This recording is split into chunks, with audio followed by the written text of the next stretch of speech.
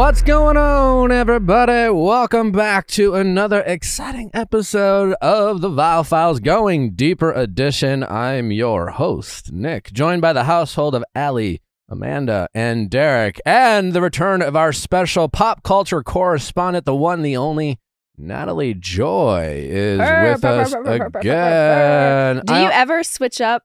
Do you ever go Amanda, Allie, and Derek, or Derek, Amanda? I used to before we did like we before the household was officially crowned or coined.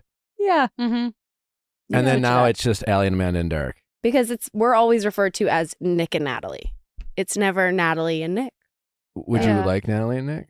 Maybe every once in a while. A beautiful ring to like Nick and Nat. Yeah. Like that's how I think of you both in my head as I'm like Nick and Nat. Nick and Nat does it flow flows. better. Yeah, it's like Nat a one Nick word. is a little bit like, Yeah. Yeah. Anyways, it's nice to have you here. oh my God, I'm so blessed to be here. I just enjoy talking to you, so I figured we'd just do it on the show. Absolutely. You happen to be one of the most funniest. Is it the most funniest? Funniest. one of the funniest people. One of the funniest people I know. So. One or the?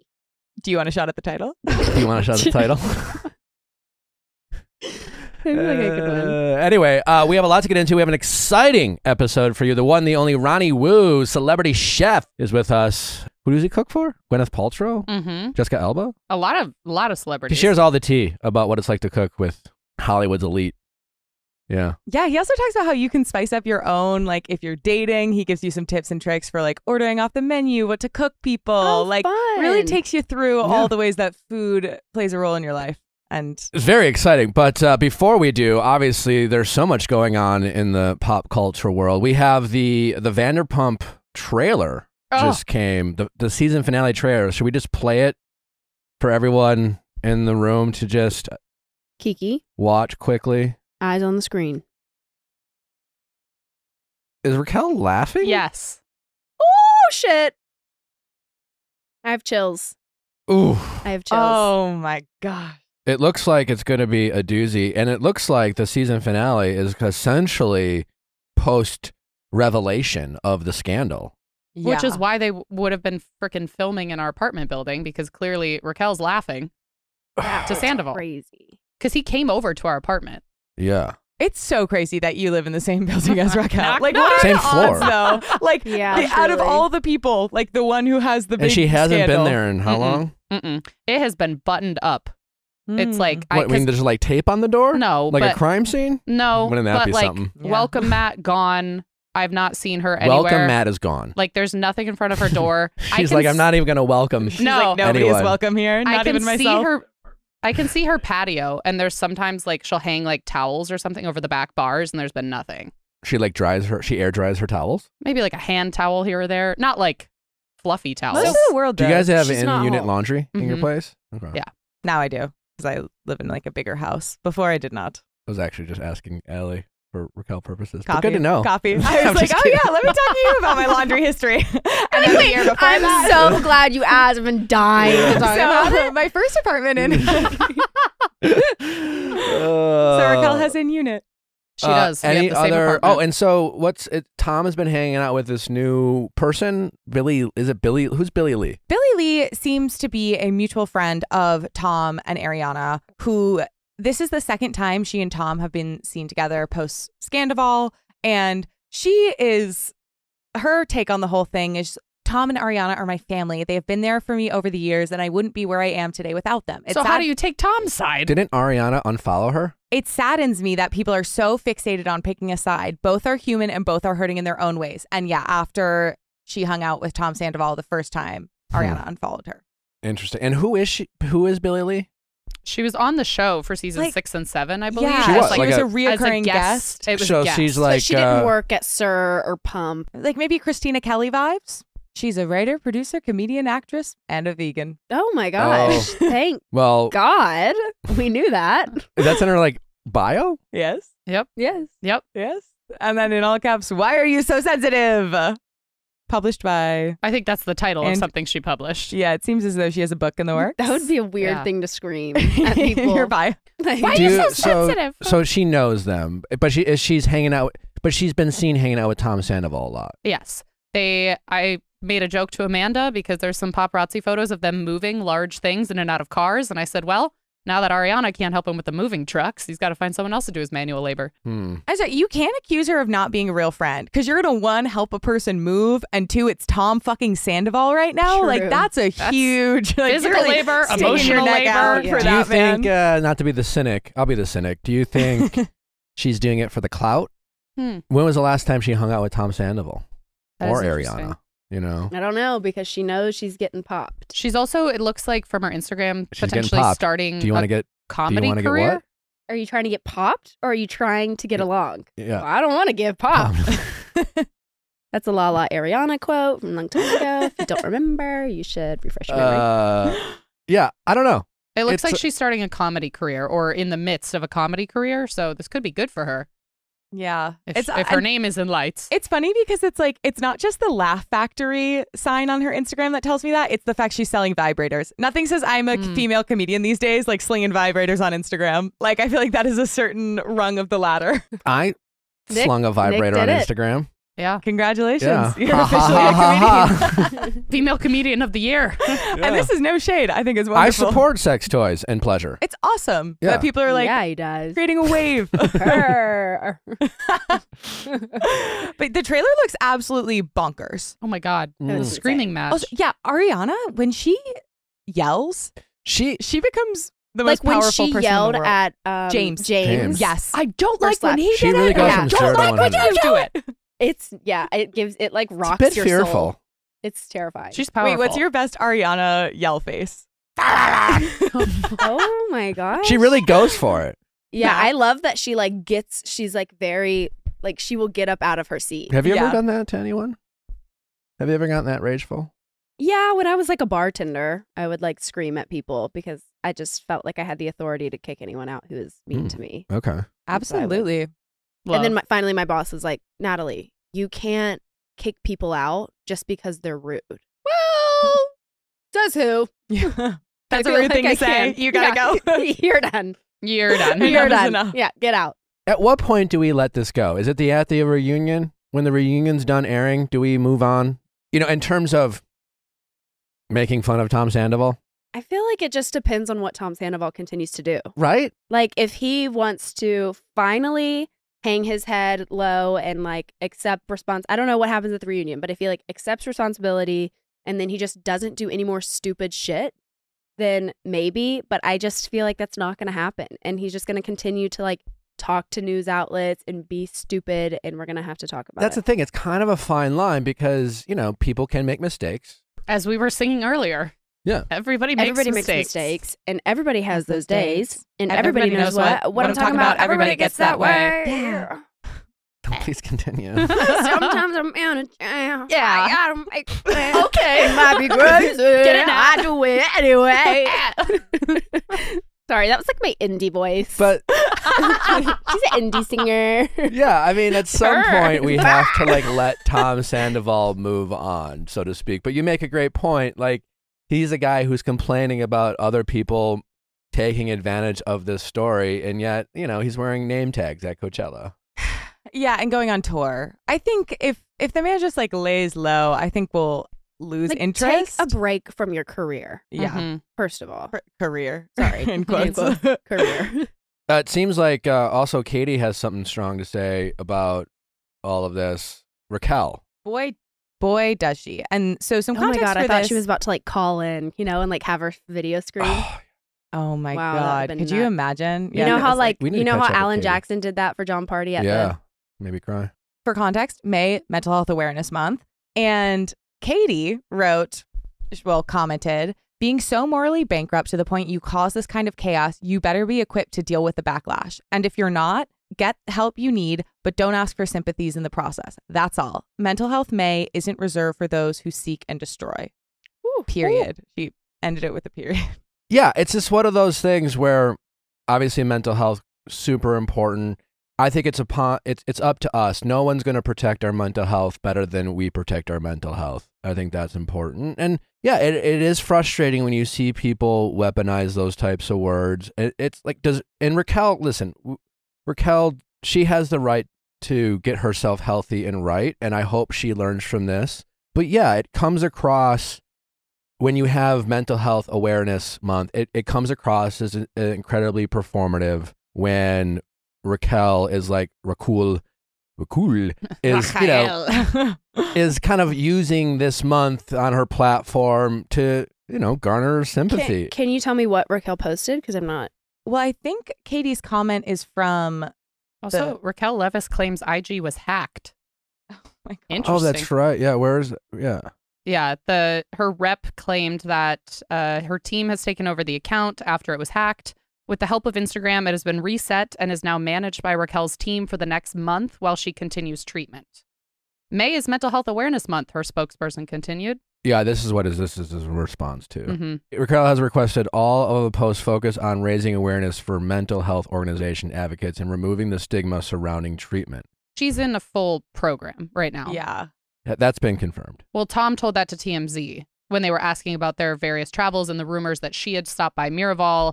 He said, Raquel is in a mental health facility. I went to a resort. So that was when he kind of clarified two separate things. He was on more of like an emotional vacay. She is actually in a structured program. But good for her.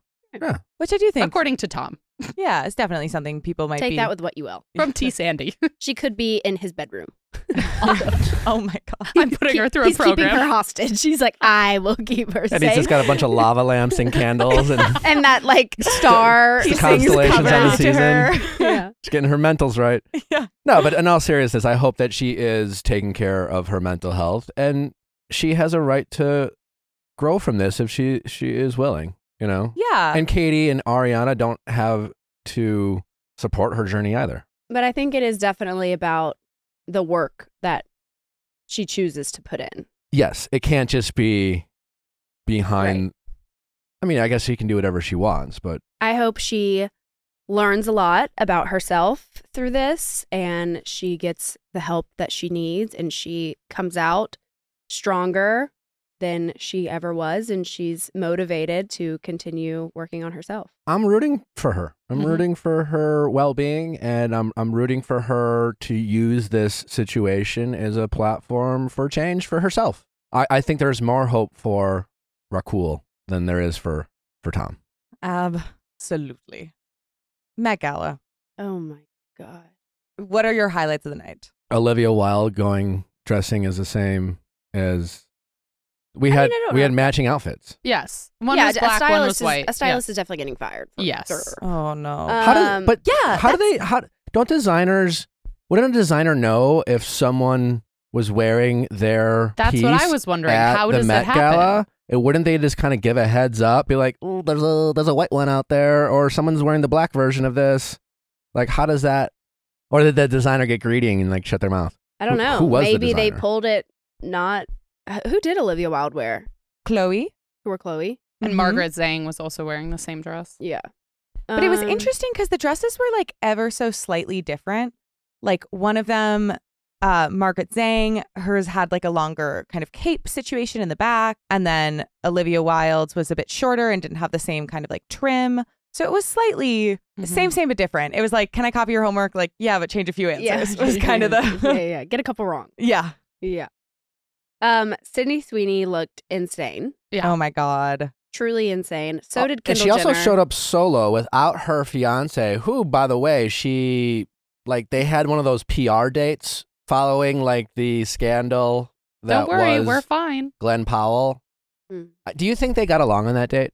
Because that was definitely a PR date. That was definitely, we need to go out, we need to get popped at dinner, we need to be seen, united front, so to speak. But like, do you think he was just like, I fucking hate this? Do you think they argued the whole way through dinner? I would have paid to be a fly on that wall. It's just hard because, granted, I feel like I don't know the relationship. Everyone kind of had the reaction of like, who's this? She was engaged? What? Like, to who? And then you see this guy and he's like a restaurateur from Chicago. You know, he's no, in the looks department, he's no Glenn Powell. And like, do you think he was at dinner being like, vibe? can we get the calamari? By the way, can you stop looking like you want to fuck Glenn Powell? It's a good question. Like, yeah, would they have fought? Would they have just... It was probably very quiet. You know, like they probably just like ate their food, didn't really. Oh, they look miserable. Those are the photos? Yeah. Matching leather jackets. Yeah. Very monochromatic moment.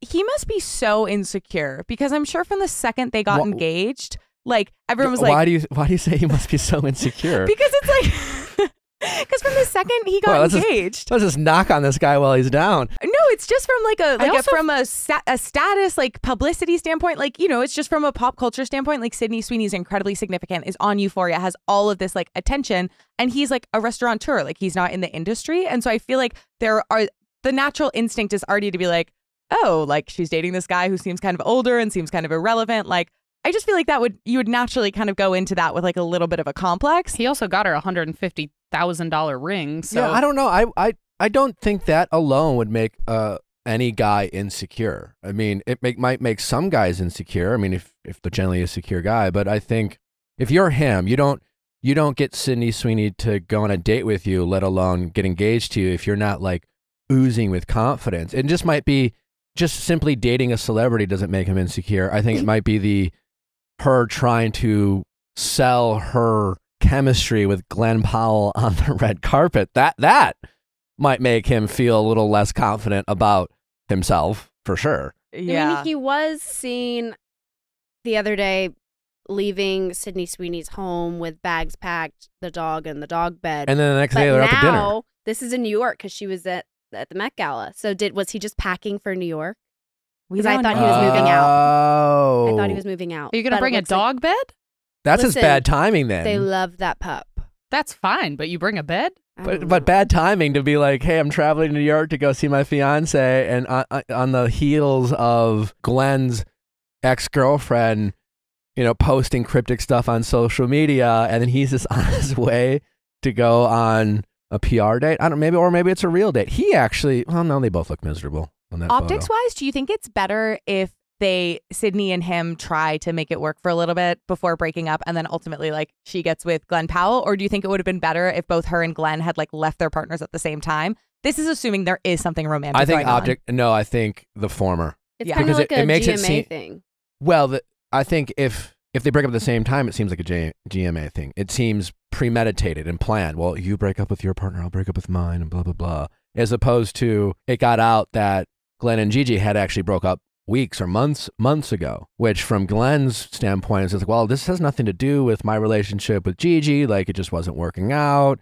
Like, my on-screen chemistry with Sydney has really I didn't break up with Gigi for Sydney. As opposed, and then let's say a month later, her and her fiance break up. I mean, it still looks a little messy, but less messy if it all kind of happened all at the same time. Anyways, the Met Gala. The Met Gala. So Anna Wintour has 2 rules about whether you will be invited back or not. And if you break those 2 rules, you are not invited back. Ever. Baby, how do we get invited? Well, her 2 rules are, if you are there, you're already invited, right? She's saying, if you break these 2 rules, you will not be invited back. Okay. 2 rules are no smoking. And no touching the art. There is a video of Emma Chamberlain interviewing not quite sure who, but Doja Cat is in the background hitting her vape. Being a vape goddess.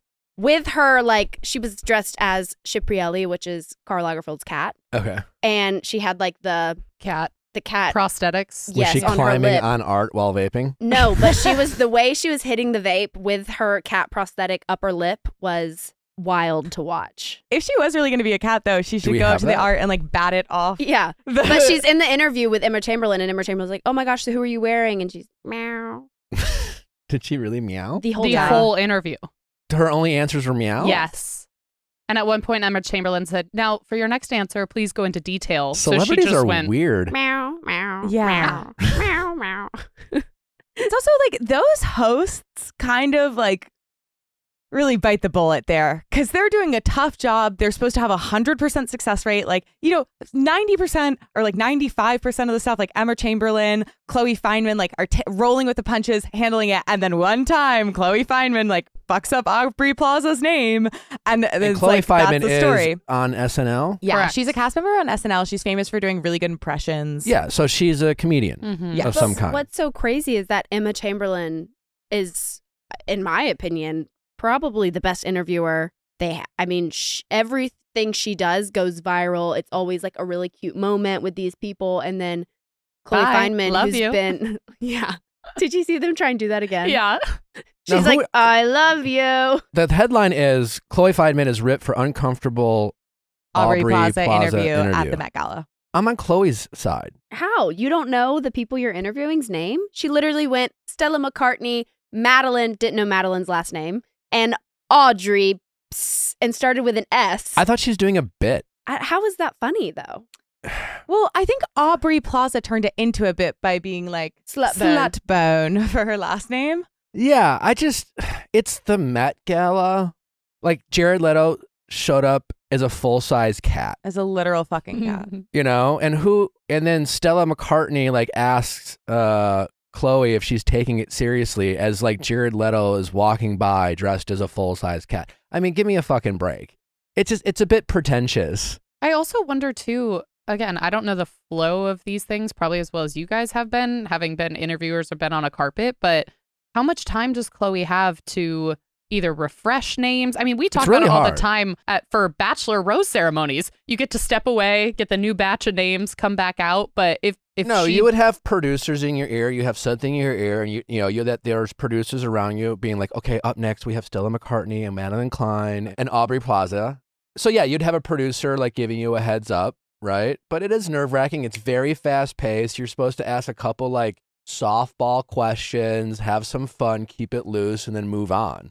But yeah, to me, I thought Stella McCartney came across as incredibly stuffy and pretentious in that interview. It's just like, give the host some grace. I don't know. I thought she was just having fun. She is a comedian. She's goofy.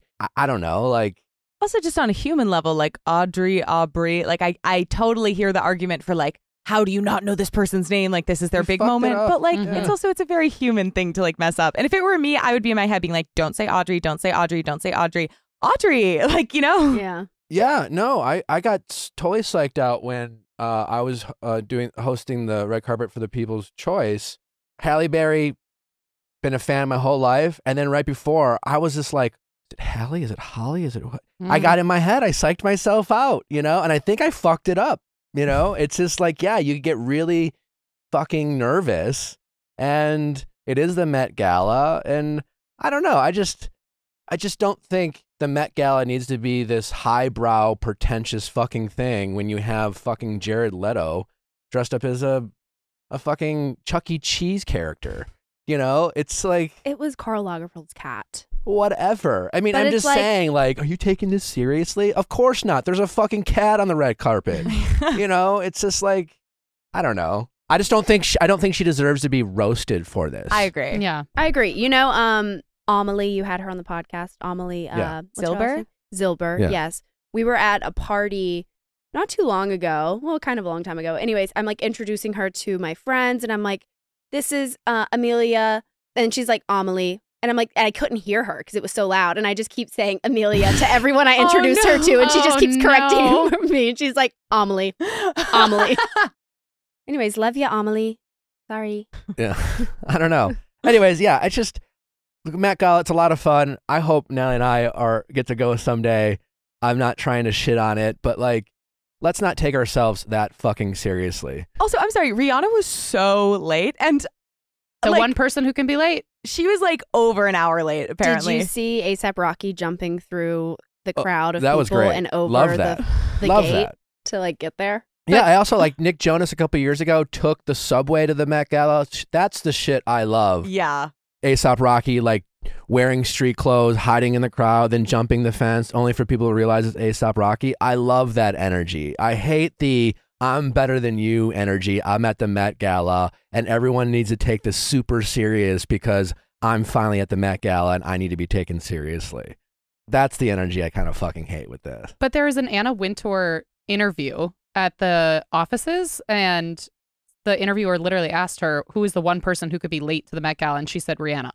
So, Wow. Was there? So Wow. was she showed up like an hour after the red carpet ended? What's but define late? it opens back up. Is that what happened? Because like a red carpet is like a couple hours long, right? How do you show up late? Yeah, I think they really cycle people through though, because Kris Jenner gets some heat sometimes by security because she waits for all of her daughters at the top of the stairs, and every year they're like, "Ma'am, you have to go. You gotta go in." And she's like, no, I'm Kris fucking Jenner. Correct. Yeah. Okay, so they were supposed to follow the arrival of Cardi B, who walked the red carpet at 8:45 p.m. Rihanna and A$AP arrived at 10:15. We're talking 90 minutes here. But also, Cardi B left the hotel. You know, that's like the whole moment is everyone's outside of the Carlisle Hotel and like they all come out and they have their moment walking to their van.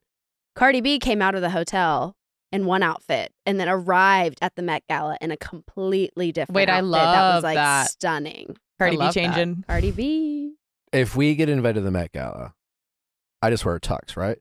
You would no. Bradley Cooper wore a tux. Well, it depends on the theme. Yeah. Every year, guys are wearing tuxes. But they do If you're Jared Leto, yeah, you bring a head or you wear it dressed up as a cat. But like, I don't need that Jared Leto energy. No, you have to match the theme. And you would Bradley Cooper wore a tux. You partner with a designer. We'd partner with Miu Miu or Saint Laurent or Versace or whoever. They all have tuxes. Okay, maybe we won't be invited then because But Nick doesn't want to play along. Bradley Cooper wear a tux. Okay. I'll wear a costume. Oh, is it not called wait, so we can't call it a costume? I don't know. Nick shows up as a pirate.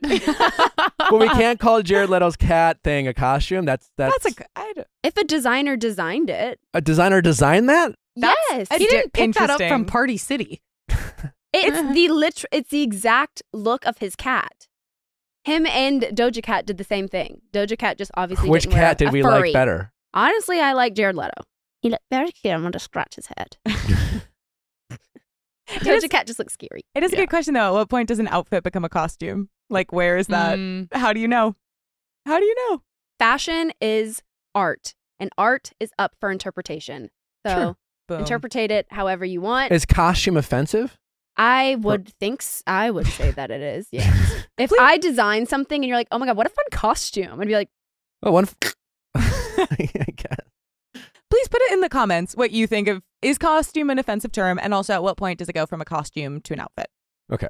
Let's have the people speak. Sure. All Because, right. Anything else before we get to Ronnie? well, Cher and her boyfriend, who is like 40 years younger than her, they broke Hell He's up. yeah. 40 or 40 years younger? 40 years younger. How He's old in is- his 30s. Probably around She's in the her same. 70s.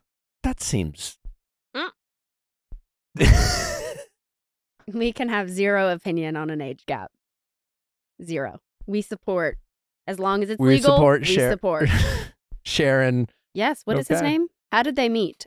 Oh, it's Did she slide into his DMs? Alexander A.E. Edwards. Oh, sounds kind of royal. We have so many initials. Too many broken hips? Is that why they broke up? Does that sound better in your head? I was just trying. I was just trying. I'm sure there's some very vitamin D queens, older people who are like, how dare you? I will break your fucking hip before you ever. On the third hip replacement surgery. So they met at Cancel. Paris Fashion Week in September. They were Oh, only it's a dating budding for relationship. It's new. Yeah, it was only a few months. They broke up a few weeks ago, and the split was amicable. Although she was gifted a massive diamond ring from him around Christmas. So there was a little bit of speculation like, what's going on What there? is this photo? I know. It's just like they just feel like they're at such different phases of life. He's like can't even I'll sit be up honest. straight. Good for Cher. Like, I'm 5 feet away from this photo, but like, it doesn't look odd. They don't look. He can't even sit up to take a photo with her. But He's Cher like, looks pretty good. Oh, she looks fabulous. But But she's the one you're who's sitting 70. next to an icon. How old is she? And I 76. She's 76 years old. She's taking a picture with her 30-year-old boyfriend, and it looks pretty fucking good. Yeah.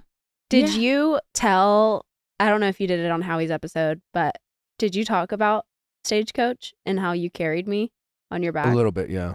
By all means. We want your perspective too. I was damn near sleeping on that side of that road because I could not walk any further. First of all, that was the first time I'd worn these. No, not the first, like third time. So I hadn't broken these boots in, right? Mhm. And we took a wrong turn and ended on the complete. We were left. First of all, let me say that. We were left by our friends. Left to ourselves. We took a wrong turn out and ended, quite honestly, The in probably opposite side. in Santa Barbara. Yeah, we ended in Santa Barbara. So we call, and all the roads are closed. So we can't call an Uber. So we're walking. I'm like, you know what? Let me take these boots off, walk in my socks. I have so many blisters on my feet, like blood blisters, that walking, Oh, no. it like hurt even worse. So then I take my socks off and there's patches of grass. I'm like, walk on this grass, you know? I'm it's on the kind phone with a friend trying to like procure a ride, but all the streets are closed. And then she steps in grass. And the grass is like wet. It like feels kind of good. I'm like, okay, this is refreshing. And then all of a sudden, pricklies everywhere. She steps on spikes. And then I go, on your blisters? She starts crying. She falls over. I'm like, I got a situation. I got to go. It was like truly survival. She's screaming in the background. Yeah, we're like laying there. He's like, all right, I got to carry you. And there is one thing about me. I do not want to be carried. Really? No. Because I know that I am not light. Huh? I know I'm not light. Especially because I was wearing 100% suede pants. She was wearing... Sure, the pants. The but pants I'm are gonna 10 pounds. I'm going to push back on the beginning of that sentence. They were 10 pounds. So Nick is carrying me on his back.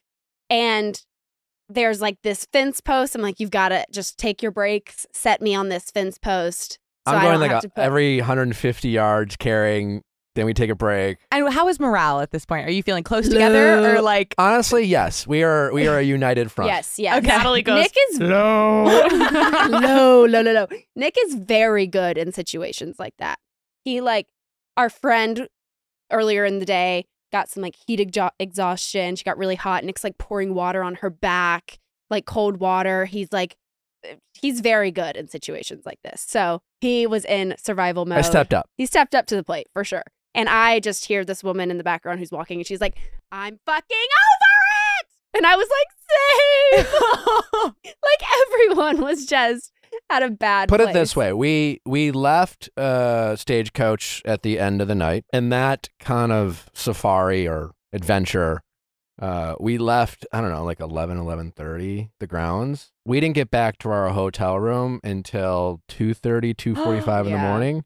Now, there was a Del Taco run mixed in at the end after we finally got to our car, which took some time. Which but that Nick said was better than Taco Bell. No, I said it's on par with Taco Bell. What do you get at Del Taco?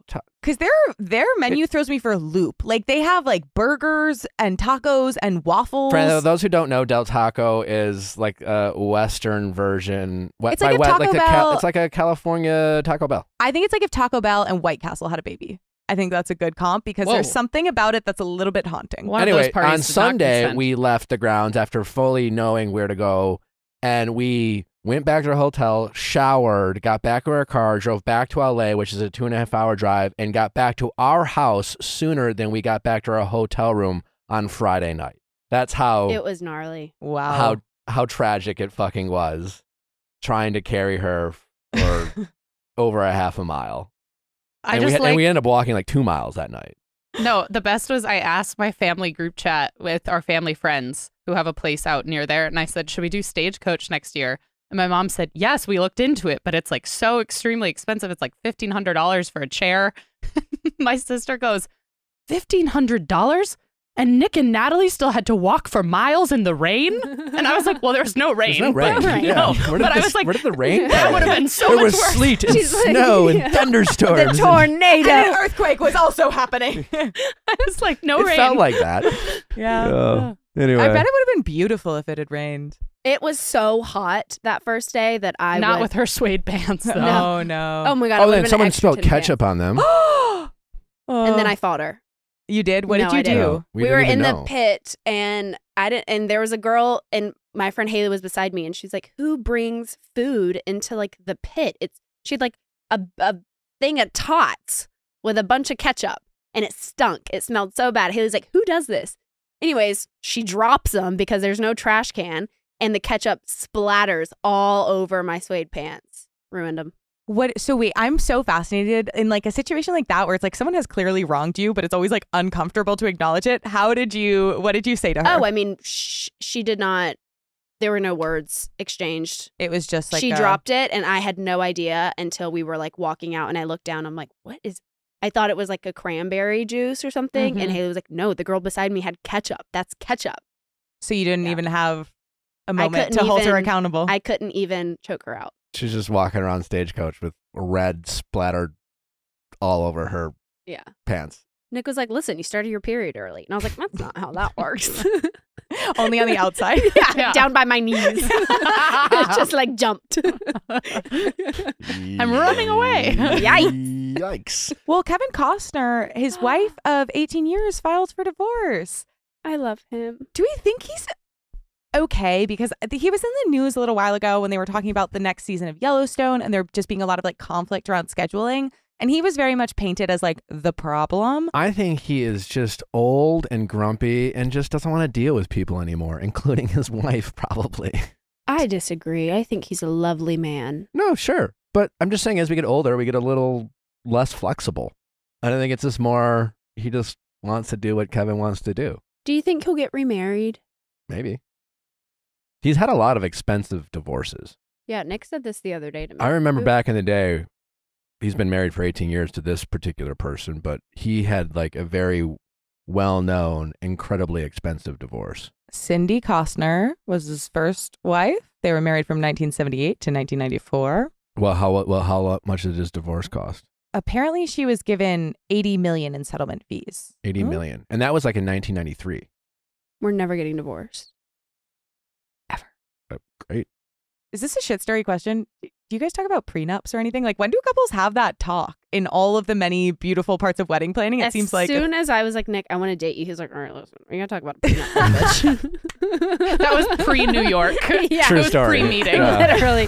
Yeah. While we're like talking on Snapchat, he's like, how do you feel about a prenup? So she walks in. I'll set the stage. She walks into the hotel. He's standing by the elevator bay. With and a he just prenup. hands I her a have a prenup. piece of paper and a pen and be like, sign this immediately. Immediately.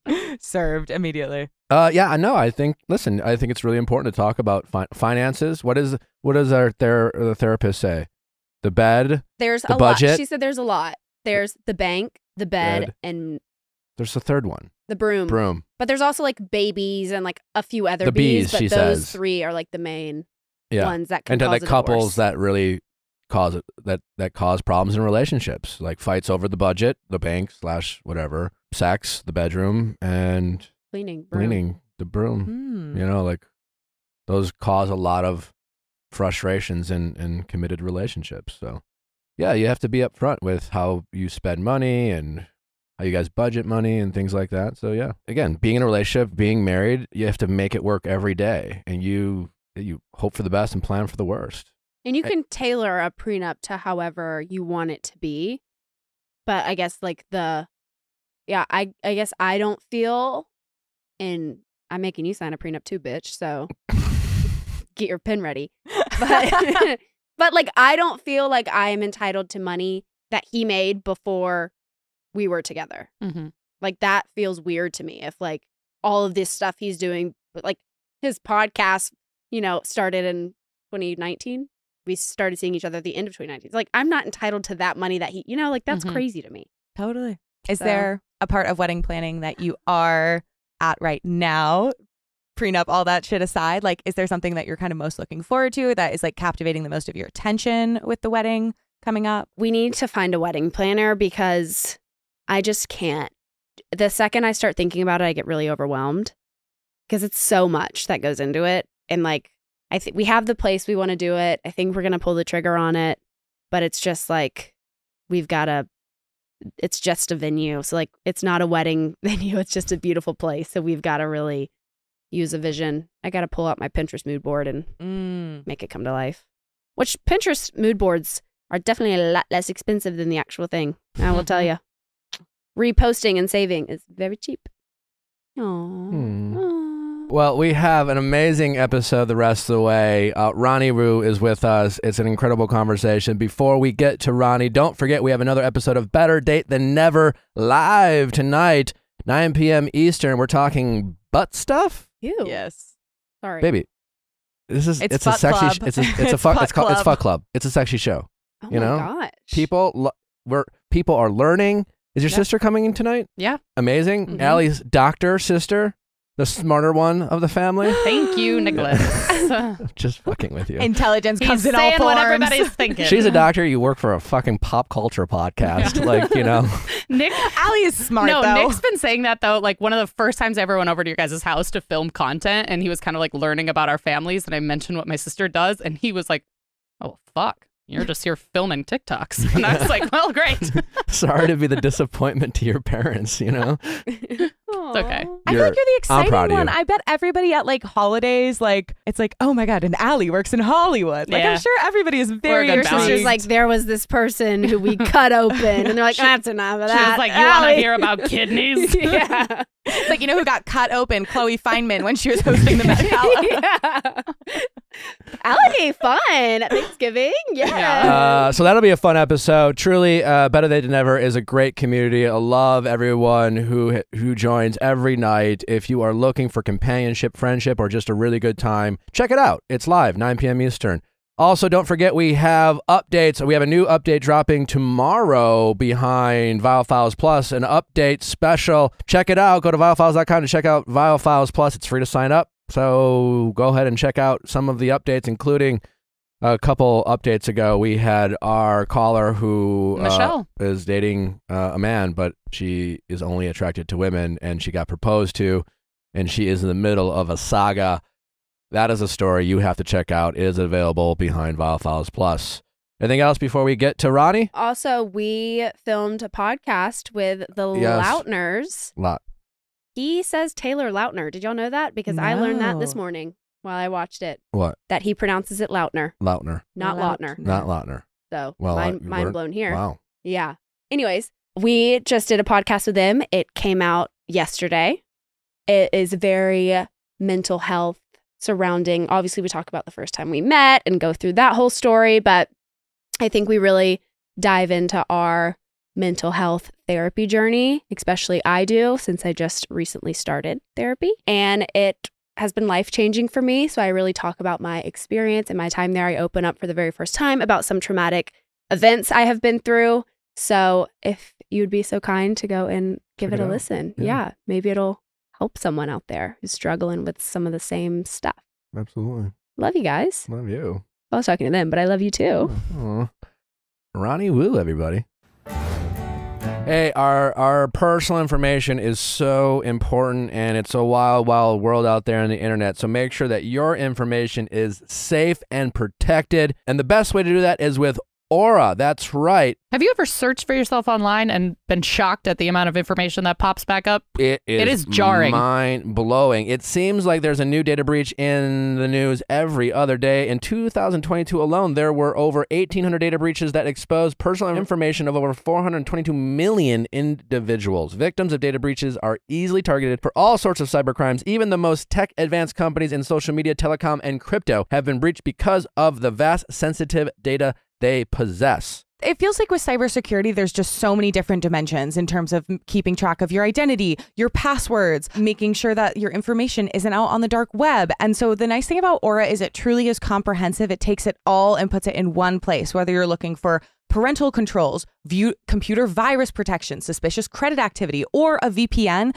Every single one of these things is covered within Aura. So instead of having to juggle a million different services, you can just know that Aura is taking care of all of your online security needs. If you're a victim of ID theft, their experienced white glove fraud and resolution team will help you navigate credit bureaus, help you initiate credit freezes or lock, and work with you around the clock to resolve it. The peace of mind is great. This is something you want to be proactive, not reactive if you can. For a limited time, Aura is offering our listeners a 14-day trial plus a check of your data to see if your personal information has been leaked online, all for free when you visit aura.com/VIALL. That's AURA.com/VIALL. Certain terms apply. Be sure to check the site for details. That's aura.com/VIALL to sign up for a 14-day free trial and start protecting you and your loved ones today. Drizzly, you know them, you love them, the #1 delivery app for alcohol. That's right, the most convenient way to buy beer, wine, and spirits with delivery to your doorstep in under 60 minutes. Just imagine you want to relax. You have a long day at work, and then you're just sitting with your honey bunny, and you want to watch a movie, and you're just like, babe, I want a glass of wine. And then all of a sudden it starts raining, pouring rain out there. And you're just like, no one wants to go out of the grocery store in pouring rain. Well, that's where Drizzly comes in. You just go onto the Drizzly app, you pick out your favorite wine. Maybe you try something new because their selection, it feels like it's limitless. I mean, nothing is limitless, but they have such a variety that you can get a new wonderful bottle of wine every time that will be as delicious as the next.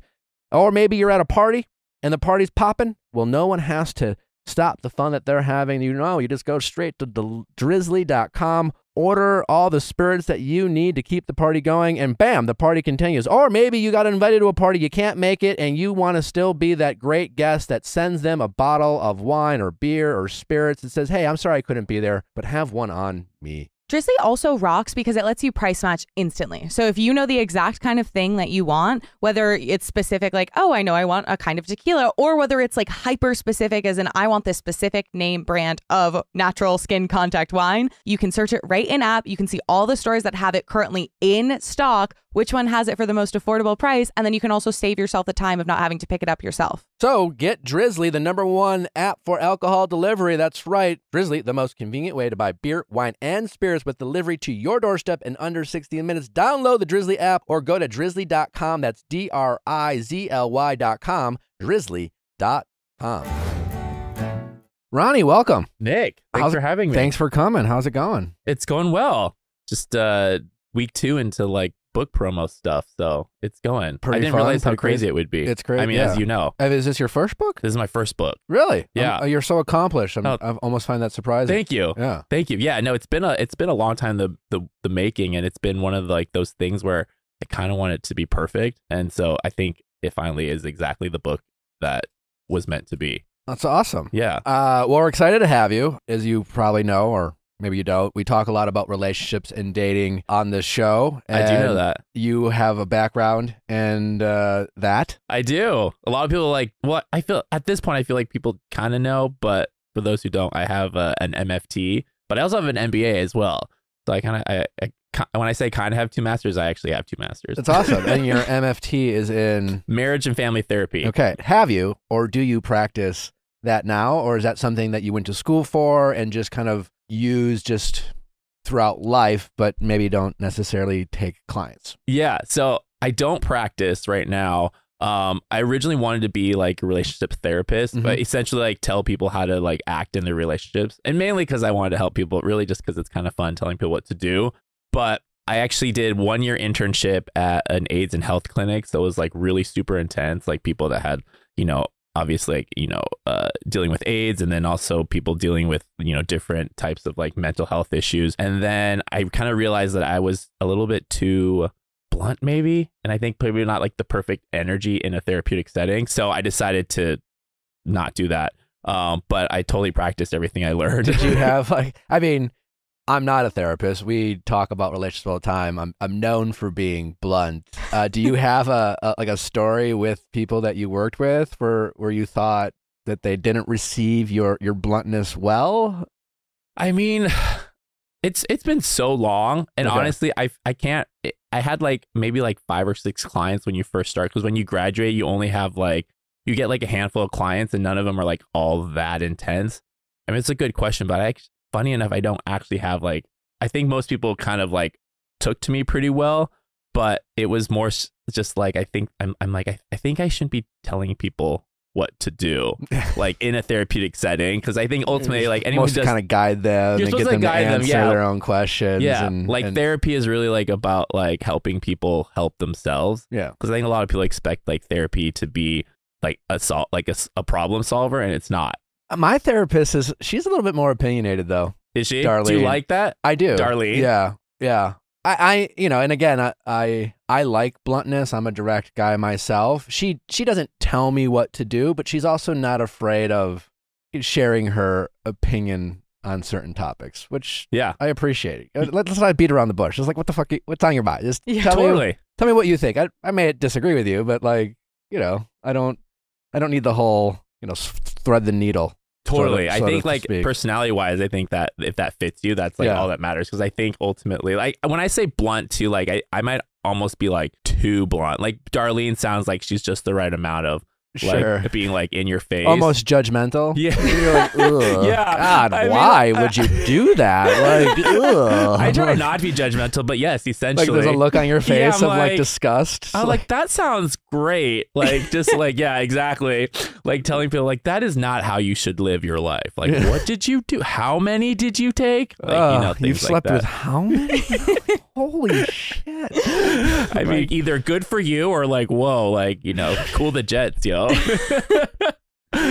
Like, yeah, you're probably not supposed to go ghost white as a therapist. Totally. Yeah. Yeah, totally. I mean, I think at this point I've encountered enough people just in my life just to not really be shocked by anything anymore. Sure. So I mean, like, I think when I was younger, I was like thinking about this the other day. When I was younger, I was definitely shocked by a lot more things. People like being like, whatever, like whatever they've done, like sexually or anything, And at this point, I think in my life, I just don't judge anyone for what they do, barring that they're hurting other people or themselves. I couldn't agree more. It's just kind of like, you are who you are. Totally. And I love that, as long as they're not hurting other people or themselves. You know, and if you're happy, and you feel happy, then that's all. Yeah, that's between you and your God and your community. But like, I don't really care. Totally. Yeah. Exactly. And then you transition to food, obviously, which is what your book is about. Yeah. And you're a celebrity chef, I guess. Yeah, which you say is that pretty cool to say. It's just like you say that like you don't believe it, Nick. It's like, well, it sounds kind of like, how does one become a celebrity?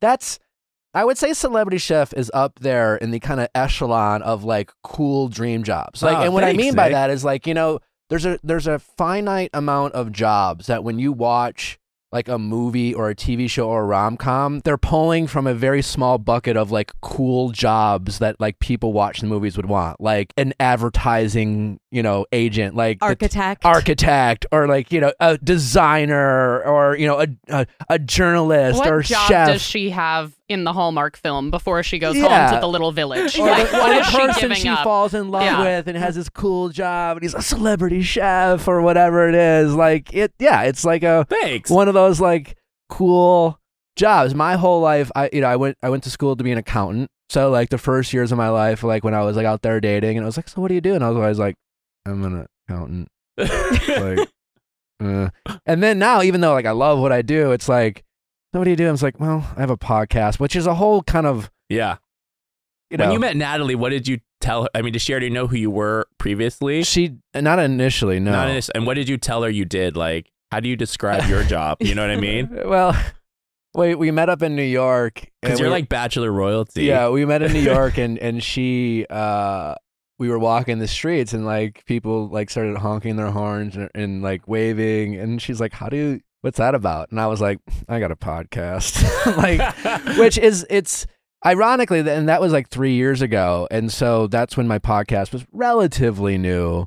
But what is cool is that now when I go out in public, I do get stopped and recognized more for this show than for being The Bachelor, which was kind of cool of experience. But back then it was more like, I don't ever like to lead with my time on the show. Like I'll talk about it, but it's not something you're ashamed of, obviously. I'm not ashamed. I'm not proud of it. I'm not ashamed of it. Okay. It is what it is. It was a really unique experience. Yeah. And it's clearly done well for you. Yeah. I've been able to work through it, but like I've never had a job that just, I could just say and feel like really good about it without having to explain it. Cause even podcasting, it's like, what does that even mean? It's like, I got a pod. It sounds like such an LA thing to say. It's like, tell me you're unemployed. Just say that. Yeah, just exactly, right? So I'm an entrepreneur. Yeah. You're like, I'm an actor, singer, model. Yeah. Like I got tons of projects in the works. I also like manage on the side, Yeah, totally though. I mean, if you've been in this city long enough, that's literally when someone answers a certain way, they're trying their best. Yeah. So it's like, I hate the question. So I'm very envious of celebrity chef. Yeah, I mean, like when people ask me what I do, I don't go, I'm a celebrity chef. No, I know. Like when someone says that, that's like kind of. But even like chef, tacky. It's like, oh, really? Well, also, what kind of chef? A celebrity. Yeah, private chef. No, private chef. So, yeah, people are like, are you a private chef? And like right now, I'm not doing the private chef stuff. At least currently, I'm not. It's on hiatus because I'm focusing on the book and other projects. And it's like, but it is like, people are like, oh, do you own a restaurant? That's automatically where people go. And I'm like, I've never owned a restaurant before. Is that something you'd want to do? I don't know. Like, it sounds it sounds horrific. Yes. Yes. It totally sounds like I love the way my life is. Like I'm able to do this and it's a lot of work, but at the same time, like I am able to sort of be a little more flexible. Yeah. And like spend time with my husband and my dogs, you know, not when I want to, but more often than I would if I had like a strict schedule where I had to go to the restaurant and prep and do all this stuff. So it's funny, but you know, there's some moments where wanting to be a private chef is more so to be like having to prove myself. And I'm always like, I think for the longest time, it's just like feeling like I have to prove myself to the culinary world because, you know, my background, I've started out as a model and then I have like these 2 master's degrees and they're like, well, he's just all over the place. I'm like, well, I've been doing chefing stuff for like 10 years and having to prove myself at a certain point, I was like, I don't need to prove myself to anybody. Like, I've killed it in my own way. I've marched the beat of my own drum. I've done it the way I wanted to do it. And I live this life that I want to live, you know, and I'm not hopefully going to die from weird hours and like, you know, bad eating habits and being like super overweight and not getting enough sleep. So yeah, it sounds, the restaurant business sounds. No, it's horrible. And the return, you know, if you even have a return, it doesn't come back for like years and you're just like forever. Yeah. Ever really. There's just like smarter ways to make money. There are. Yeah. Just join OnlyFans. You really have to. That's my next thing. You know? I will say like OnlyFans has become like, if it all goes to shit, just do OnlyFans. And there's so many people like you don't even have to be like conventionally hot. You know, there's so many categories on OnlyFans. Although can we tell this story? No. I want to hear the story. You can't say, can we tell the story, not tell the story. The feet. What? My feet? Your OnlyFans failure. Well, wait, you had a feet? You had a feet? OnlyFans for feet? First attempt at launch. There could be another one. No, it wasn't. We didn't do OnlyFans. I think we were on like Feet Finder and some other places. Wikifeet? Are you on Wikifeet? No. He's on Wikifeet. I just found myself on Wikifeet. Are you? I have an excellent rating. What is your rating? Let's check the current one. Mine is like a 5 or something. What's yours? Oh, I don't know if it's a 5. I mean, mine might be 4.9. Oh, you might be better You're than me. 4.96. What am I? Let's find it. Pretty amazing. Ronnie is a 4.88. Oh my God. Yes. So 2 very high scores. To be high clear. scores. I mean, those are closer. We'll just round up. Jealous? Both 5s. Jealous? I mean, maybe a little. I've always prided myself in my feet content. I have solid feet. Yeah. You know, a lot of men don't take care of their feet. I don't either. It's like you don't take care of your feet. You just naturally have. They keep themselves clipped. I can't say that I do. I've had 3 or 4 pedicures in my life because you know I've like gone with girlfriends and like they're enjoyable. I don't mind them, but I definitely it's not because I'm on a regular pedicure regimen or anything like that. Did you clip your toenails? No. You just let them grow? Well, I mean, I have clipped my toenails. You have to clip your toenails. They'll just keep growing. But maybe once a month. Okay. I question because you bite your fingernails. Eventually, like I'll look and be like, but also it's been revealed that I'm a nail biter. Oh, okay. But I mean, a skillful one. A very skillful one. So you only bite your nails? Yeah. So you're like the guy who like bites it in a like as if you're a nail clipper? Yeah, and I kind of file it down a little bit. He does some shaping. No, literally. My sisters both of them are dentists, and they say that nail biting is just bad for your teeth. I think it's bad for your heart. As a chef and as someone who also is expert in relationships, we thought it'd be a lot of fun to talk about food as it relates to dating and relationships. I used to date a vegetarian. Ooh, how was that? I'm a heavy meat eater. It was a nightmare. But so I want, just kind of talk about that. But before we get into that, I also, the fact that you are a private chef, or you've been a private chef, I must ask, and I'm sorry to put you on the spot. No, you can do whatever. Did Gwyneth do it? Were you ever in the kitchen where Gwyneth like just put out like a scream and then ran into you in the kitchen and then like darted out like a hit and run kitchen incident? Did that ever happen, or what do you think? Because I feel like to the skiing incident. Yes, I gotta ask, like, based on what you know, making Gwyneth some food. Did you make her more than bone broth? Also, yeah. Did you? I don't know if I'm supposed to say, but she eats like a normal person. Yeah. I mean, like she does. She just eats like steak and like all that stuff. I mean, she's not like eating like hordes and pounds of it, but she's like a normal person. She's actually super normal. Like, I mean, like, contrary to like what She people, seems lovely. she actually kind Privileged. of is lovely. She's Yeah. definitely a privileged person, but she's lovely actually. And I think I'm on her side. I mean, like, obviously, the whole thing is kind of whack. The whole entire story of like Sounds the ridiculous. thing is whack. Do you have any other kind of fun experiences? I mean, like, how did you even get into? I mean, you've worked with some like Kathy Griffin, Charlie Sheen, Jessica Alba, Gwyneth, Mindy Kaling. I mean, some heavy hitters. Yeah. How did you get into that circle? I don't know. I mean, they don't. I don't think they like if you actually put them together. I don't think each of them actually know each other. So I don't actually know. I think it just kind of became the person that people would call to do these events. Okay. And I think in the beginning it was like really exciting for me because I was like trying to get into these like circles and I was like trying to figure out how to like evolve my career into something a little more elevated. I think it was just more fun being like in these people's homes that you see. Like now at this point, I feel I've met so many of them. You know, I've done like other TV and stuff. So like everyone's just kind of like normal. Like to me, it's like everyone's just like a normal person. Like sort of the mystery of it all is kind of like unveiled. And it's fun, but I wouldn't say it's like exciting where you're kind of like nervous to meet these people. I think the first person I ever met. Do you remember Nancy O'Dell? She was like a Nancy. She's like the OG the entertainment reporter. Nancy was one of my first supporters. Oh, was she? In Bachelor Nation. I met her a long time ago, and when Bachelor Nation wasn't quite a fan of me, she was. Yeah, so love Nancy. Yeah, you always love your first supporters, right? Yeah. Like they're the ones who believe in you. Like, no, Nick, you will become Bachelor royalty. You will. But she was one of the first people that I did an event for, and I remember being so nervous because I saw her on TV growing up because she's been doing it for like ages. Forever, yeah. But sort of over time, you kind of like they're just kind of like I wouldn't say just another client, but they're just like another person. Yeah. But I will say, and I won't name who, but there was one client I had because I'm not shady like that. I don't want to like name them, but I'm sure you could probably guess who it is if you kind of look at the list of people I've worked with. And it's not Charlie Sheen because he's lovely. He's actually super lovely and like really nice, really complimentary. But there was one client I had who was kind of rude and a friend of my husband's friend. So she kind of already knew us. I said she, but most of my clients are women. That makes me sound like a prostitute too, but no, I'm not a prostitute.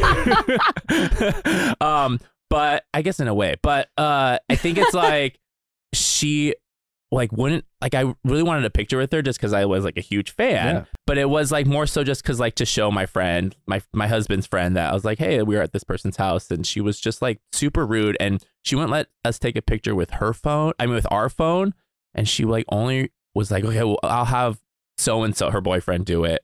And she took a picture and then she just like totally ghosted me and never gave it back. But the worst offense was the fact that she wanted her filet mignon cut up. Like we got these like really nice filet. She was like, can you cut this? I cooked it like perfectly as I do. And like medium rare in the middle, but like perfectly seared and crusty on the outside. And I was like so excited. And then she like told me, she's like, can you chop this up into little pieces and cook it till it's gray? Like those verbatim. And I think my heart died. And I was like, I don't know what to do. That was It's an offensive it was an offensive thing to say. Yeah. How do you feel as a chef about like modifications or people wanting to kind of like customize their food? Because I Are you that person? well, listen, yes. Nick's like over here like I'm allergic, and by allergic I mean I say that because I don't want to deal Anita does the same thing with seafood. To mayonnaise. You don't like mayonnaise? Anything mayonnaise based. Fucking Chipotle sauce, crap, whatever. I don't. Fuck you and your special sauce. You don't like mayonnaise? Hate mayonnaise. What about aioli? Oh, disgusting. Really? What is it about mayonnaise you don't like though? Everything. Because it's just eggs and oil. Do you eat eggs? I do. Do you eat oil? I mean, you have to eat oil. I mean, you don't like drink oil. I mean, who I does just that? I don't like I don't like most spreads. I'm not like a sauce guy, which is the opposite of Natalie because like I'll eat a burger for the burger. She eats it for the sauces. She's and for the sauce. Condiments, yeah. Yeah, and the condiments. But yeah, so I'm very non-condiment sauce, foreign sauces. Interesting. There's rare for me to go to a new restaurant without at least Do you just ask for everything on the side? on the side or a modification. But yeah, do you find that offensive and annoying and obnoxious? I will at least be like apologetic and like this is a me problem. I'm sorry, I'm allergic. Like, You're like, I'll die. I'll die. And then they test test you. Yeah. You're just fine. No, I don't find it obnoxious as long as people are apologetic about it or like nice about it. Yeah. It's the people who are like indignant and entitled about it. Like they deserve this modification. And you're like, can you just kill me now? But if you're apologetic about it and nice, I think that gets you a long way with just most things in life. My modifications are always removing something. Right. I'm like, just don't put it on. Right. You know? And I've been to restaurants who are like, no. Yeah. And I'm like, but I'm just asking you not to put it on. I will pay you more money to use less ingredients. Like, right. You'll be making a bigger profit off of me tonight. It does. And being a private chef also, like, that's kind of the nature of it as well. People are paying a premium to have it customized. So that is sort of what I'm asking for. Not the frustrating part, but it gets difficult when like every person who attends this private dinner has a different allergy. And that annoys me. And it's like, it's more of like preferences versus like actual legitimate allergies. I mean, like, I know you don't have an allergy to mayonnaise, but it's more like preferences where people are like, well, I don't really like this. And I'm like, and it's very much like, well, on a scale of 1 to 10, like, is this going to kill you or not? And like, if you're at someone else's party, also like, it's really not your place to be like, it's more annoying to me when the guests of people are like, can you tell the chef to do this? And it's fine. Like, that's what you're paying me for. That I wouldn't do. Yeah. I just like put it in there and like, sorry. Oh, and one of them dies. I'm like, just like shrug my shoulders. Bye. Early in, like, as someone who's dealt with, couples and relationships and cooking, I find that can be, we fight about the dumbest stuff in relationships. And so dietary preferences and things like that. What do you have any, I guess, how do I want to ask this? It's more like, I dated a vegetarian. Right. And I want to hear about every detail of that because I wouldn't even go on a first date with someone. Really? If they were like vegetarian or a vegan. Like that would be 100. Trigger warning. I was doing research for one of my projects yesterday. Yeah, trigger warning. I was doing research for my project yesterday, and like apparently on dating apps, and like millions of people admit to like not dating someone simply just because of their food preferences. Well, interestingly enough, like I've told this story before, but as a young lover, I wanted to think of myself as a romantic, and so it was like, all that matters is our love, Right. I don't even as care. Everyone wants to think, right? I don't even care if I like you, know. Right. As long as there's like love, but it's like Natalie, I'm a bit of a creature of habit. I like to cook. We don't have the most expansive palates. We're not that bad, but we love a lot of the same things. And then the sauce differences is not like an issue because she'll have her sauce, I won't. Right. She'll eat your sauce. Yeah.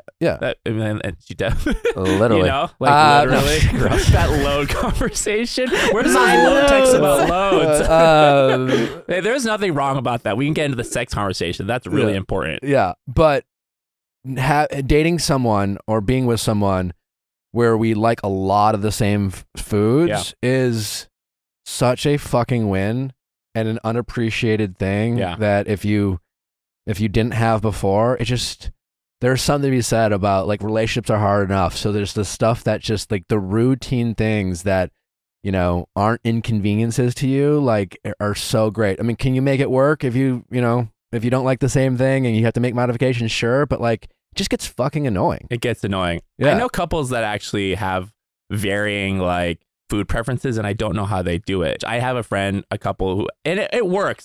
It's like me to say like it works for certain people, but I have a friend who became vegan because his partner is vegan. And it's very much like, how do you do that? The question is like, what's more important to you, food or quote unquote love in this case? But I think for the majority of people, I think food is like on par with love, or at least maybe even more important. One of my favorite things to do in life is eat. Yeah.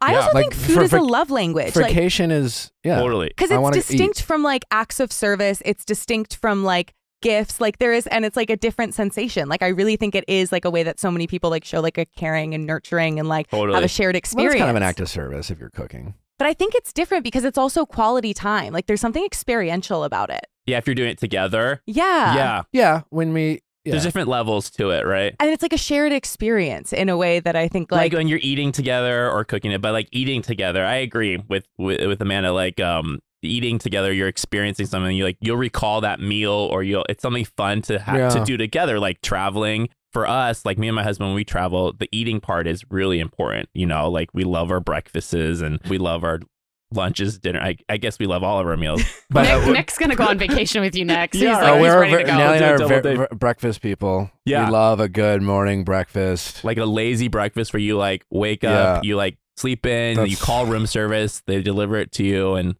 like that's like my favorite thing, because normally in our day to day we don't sit down and eat breakfast because we're out the door. One of us is up early and leaving super early. So, but yeah, food is one of those things where it's just like, for me, it's a non-negotiable. Like, I would not be able to be with a vegan or a vegetarian. Like, no, like, offense to any of them. It's just for me personally, I know what works for me and what doesn't. I think that's ultimately where it boils down to, right? Is like knowing yourself. It's food's obviously such a big part of your life. It's just like, so much of you wouldn't be able to share. Right. And who would I make fun of vegans and vegetarians with if I was with one? You know what I mean? Trigger like, well, I also feel like there's plenty of like joking, guys. vegans and vegetarians who are like, this is like a big value for me. So like, I couldn't date someone who ate meat. Like, I think it's kind of self-selects in that way.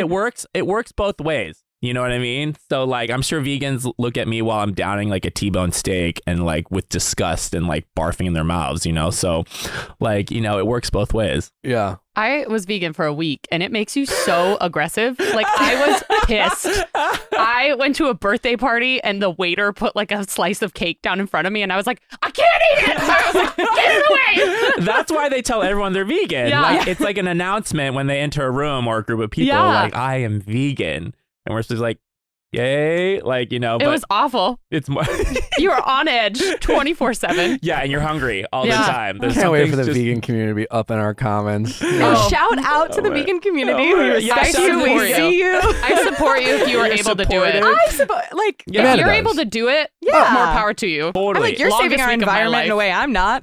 What is your favorite simple go-to meal to make that you like to whip up in the kitchen, or that you would recommend for anyone out there who wants to kind of, you know, there may not be a chef but want to get in the kitchen and impress their partner with a little bit of cooking skills that is easy, delicious, and you often can find those ingredients in the kitchen? In my book, there's like a chapter on noodles. There's a chapter on sauces, by the way. You can skip that, but Natalie will like those. I'm gonna make her a sauce, you know. I mean, I think sauces are like lifesavers, but well, you know, that's a different story. But I think like in the book, there's this recipe that's chilled ramen with chicken and cucumbers, and it's really just like simple. Like, you get ramen, and you like roast a chicken breast. And I always tell people always like, how do you roast chicken breast? Because I eat a lot of chicken. I always say, like, get the bone in, skin on chicken breast, and that way you buy yourself a little bit of margin of error, because the bone keeps it like moist, and the skin will help sort of baste it with a little bit of fat. A lot of people just get like the boneless, skinless, and that can kind of. I'm a bone-in skin guy. Yeah. I mean, it also just tastes better with a little bit of skin. But even if you're not eating the skin and the bones, no one eats the bones. But if you're not eating the skin, like, you can take it off and tear it. So in the book, there's a recipe to make that. Just like a simple roasted chicken breast. And then like the other ingredients are, you know, ramen noodles, but you can substitute for like spaghetti and stuff. And then you have like cucumbers, and then you have a little bit of tahini. Like, I think there might be peanut butter in there. If you don't have tahini, you can use peanut butter. There's just like a few like simple ingredients, and it creates this like super yummy meal. You can make it like in batches and then keep it in the fridge. So okay. Yeah. I like that. Yeah. Mine is I'm not going to pronounce it correctly, but the pasta starts with, has like an A. It's just basically arrabbiata, the spicy one.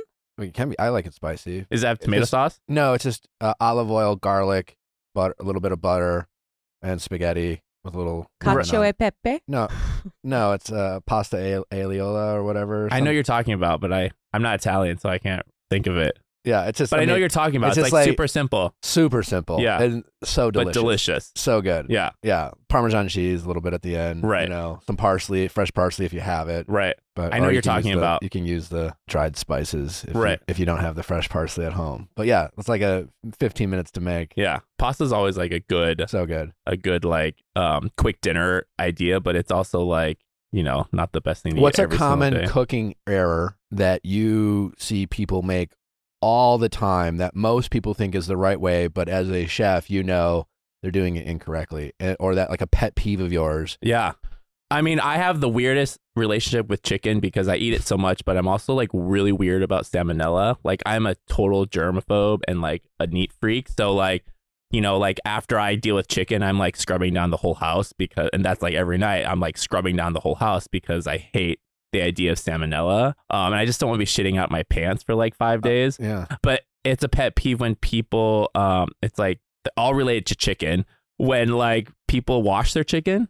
Like that, it's like such a bad move because you're like basically like splattering salmonella all over the place. And then when people touch chicken and then touch other things and like just like touch surfaces and stuff and don't wash their hands, like, you know, immediately following touching chicken, that's my biggest pet peeve. I actually don't let my husband make chicken. Like that's a rule. Yeah, I guess I've never washed my chicken because it's just I'm gonna cook it. Thank you. Exactly. It's like I think the 500 degrees is gonna deal with that problem. Right. If you're gonna wash your chicken, then I mean like. Well, you might as like you're gonna wash the insides and everything too. Like, you know, it's kind of just like who washes their steak? Yeah. Plus, you want it dry when you're cooking it because it gets moist, and instead of like roasting, you start to steam it. You know. What's your favorite way to cook a steak? On the stove, actually. A lot of like I actually don't. I would prefer a steak cooked on like a skillet on the stove versus like grilled. I'm pretty good at cooking a steak. Are you? I'd love to, How do you cook it? On a stove. Okay. Yeah. I used to. First, I would sear it. Like a minute on each side, and then put in the oven for like 8 minutes or whatever. Right. Then I would grill. I've grilled it before. I'm pretty good at that too. But my favorite is just a great, you know, cast iron skillet. Yeah, that's the way to do butter, it. Garlic. You know, baste it a little bit, and just keep flipping it. Yeah, that's exactly how I do it. I like in my book I have a recipe for it, and I also then like with the like remaining juices, I just add rice to it. And then like rice. Yeah. Because it like the fats all like, well, once you take the steak out, like the remaining stuff, if you haven't burnt it, add rice to it and then like cook it and make like a crispy rice. Cooked rice? Yeah, like cooked rice. Yeah. Ooh. And then you just let it sit and you just let it sit until it browns and it becomes like this. It's in there. Yeah. There's like a turmeric crispy rice. Yeah. What do your Thanksgivings look like? Like, do you have a signature? I fucking hate Thanksgiving meal. Why? Like you don't like turkey? On a sandwich. I think no, he likes deli meat turkey. He doesn't the like sides. the like not to offend sauce. more people, but I think turkey's peasant food. And really, they're expensive. Yeah, because it's fucking huge. It's, you know, like it's expensive because it's feeding 40 people. That's true. It's just like if Thanksgiving is about like indulgence and eating some of your favorite foods, like the last thing I want is fucking turkey and cranberry sauce. That's true. And stuffing. I don't like cranberry sauce. Yeah, I fucking hate Thanksgiving. I'd rather have a steak. I brought barbecue ribs once to Thanksgiving meal. I mean, that sounds good to me. Like, our family doesn't really care about the turkey necessarily. We do it because, you know, we're trying to be super American. But I mean, I would prefer a steak and like, you know, ribs too. But I, funny enough, don't try to avoid cooking Thanksgiving as much as possible with my family. But eventually they always sort of like, I think their new tactic the last few years have been like to not plan anything. And then it's like, well, Ron, like we don't have anything. I'm like, okay, fine, I'll just whip something up. And then I like end up being in the kitchen for like 3 days. And then my nieces are helping me and kind of like fucking up the recipes and everything turns into shit. And it's like not good because, you know, my nieces are super cute, but, you know, they're like not doing it correctly. And so it's just like, you know, the food's always like subpar and like last minute plan. If you lined up to the buffet and it was let's say you're at a potluck. I hate buffets. Like a potluck. Thank you. But it's a bunch of stuff that buffets like you don't disgusting. Really like, but you're trying to make a good impression. Yeah. Would you still try a little bit of everybody else's? Totally. Interesting, Nick. 100%. No. Nick did not do that at his girlfriend's Thanksgiving. We had an incident called my Meatball fiance. Gate where it was a potluck style Thanksgiving. Nick chose to bring meatballs to First time Thanksgiving. he was No, meeting I was- Natalie's I was- family. Like that. I was choice. no. Natalie Signed you up. signed me up to make meatballs. She's like, oh, Nick makes good meatballs. He'll bring meatballs. Okay. So I brought meatballs, and I Okay. made meatballs for I don't know 30 people. Right? That's a lot of meatballs. I didn't recommend making meatballs, and I made a nice homemade sauce with the meatballs, which I love. What kind of homemade sauce? Like a sweet barbecue sauce or like, No, like a tomato sauce. meat sauce? Yeah, tomato like sauce. with Okay, tomato what sauce. those type of tomatoes peeled. San Marzano? San Marzano, like just chop up some onions and garlic, Okay. and then put the Like a marinara. a marinara. Yeah, and I understand why. I came to a Thanksgiving with a bunch of people who fucking love Thanksgiving food. So like no one was eating it. This And was Natalie's like just extended family. And It was like and your I don't first like- and time I don't- there. And it was you my first- didn't try any of their You food. could have made a better I- impression. I don't give a shit. I'm sorry. I'm not unapologetic. I just don't care. I just I do not care. I'm probably a little more polite than Nick is. You know, I'll put it on my plate and try it, and I'll still eat it. But okay, Even if I'm like barfing in my mouth, I'll still swallow it. see and why? swallow the puke. Why? Yeah, I'll swallow the puke along with the food. Well, I'm like, but like that's the sauce. But as someone who is someone who loves food as an experience and something to connect with, I just don't subscribe to like eating things I don't enjoy. Right. Like I just don't want to, and I don't care. And I'm sorry, grandma's 90 and she made stuffing, but like, you know, and so anyways, I just had a plate full of meatballs and Your I tried own meatballs? I ate my own meatballs. Yes. and then I had some turkey. I can see why that's meatball gate, because that's And, controversial. Oh yeah, the whole and they're from the South. and Oh, so that's like going to an Asian person's family and like not eating their food. yeah, because like manners and Yeah. like politeness matters in Mhm. that part of the country. Totally. And I didn't give a shit. Yeah. And so and then the next day they had like another get together and they had Were you not invited? They're No. like, don't bring Nick. but it was like You don't want his meatballs. they had this other rule that the kids go first. Whatever. And You're like That's elbowing the kids out of the way. Get the fuck out and, of my and way, they you little and they had bitches. like a Sunday dessert like bar, you know, which I love a good Sunday. Uh-huh. And they brought it all out, and I'm just like fucking waiting, and none of the kids win. So I'm like, I don't give a shit. I'm going up, and I made myself a Sunday. So I was like 2 strikes. Oh my gosh. You're like yeah. almost going to be like ostracized. One more strike. One more Thanksgiving. One more Maybe. potluck. I hope I feel Nick's like the- wedding reception is just meatballs. It's just a meatball cake. Yeah. A meatball like appy meatball. I do feel like a entree. diamond ring takes away at least 1 strike. that's You know, true. You I'm did not worried. propose. I'm not. Yeah. I'm not. True. I think you might wipe the slate clean with that one. That's really funny that you did that, though. I mean, I applaud you for doing that. Like, really sticking to your guns. You know. Yeah, it's just I'm trying to normalize eating the foods you like. I subscribe to that normally, and like even if I paid a shit ton of money for like a dish and it doesn't turn out well, I won't send it back because I think that's rude. But I just might not eat it. Yeah. And if the waiter or someone asks me like, what, I'll be like, I'm so full. Yeah. Or something like that. But at a family potluck or a family thing, I will at least put some of it on my plate and like eat it in front of them and Feed it to the tell dog. them it's good. Yeah. Yeah, like I wouldn't feed them because I respect dogs too much to do that. But you know, like I will just eat it and be like, this is so good. You know, like just to be nice, because I mean, like, there's no harm in that, you know. But I also get where you're coming from. You know, you don't want those unnecessary calories of food you don't want. But It's not even the calories. I know you just don't want to eat it. I get just it. don't wanna I get eat it. now. I'm intrigued by the sending it back. Is there any situation where you think it is acceptable to send back your meal, particularly like for people who are on kind of like a first date situation? Like, what's the chef's Ooh. perspective of some etiquette? A first date, if I went on a first date, it's been 15 years since I've gone on a first date or any date. You know, not any day. I go on dates with a husband. I mean, like first date. And I feel like if I went on a We date, don't love each other. yeah, we don't actually like each other. No, he's the best. That's like the one thing that's like amazing. But if I went on a first date with someone and they sent the food back, that would be such a turnoff to me.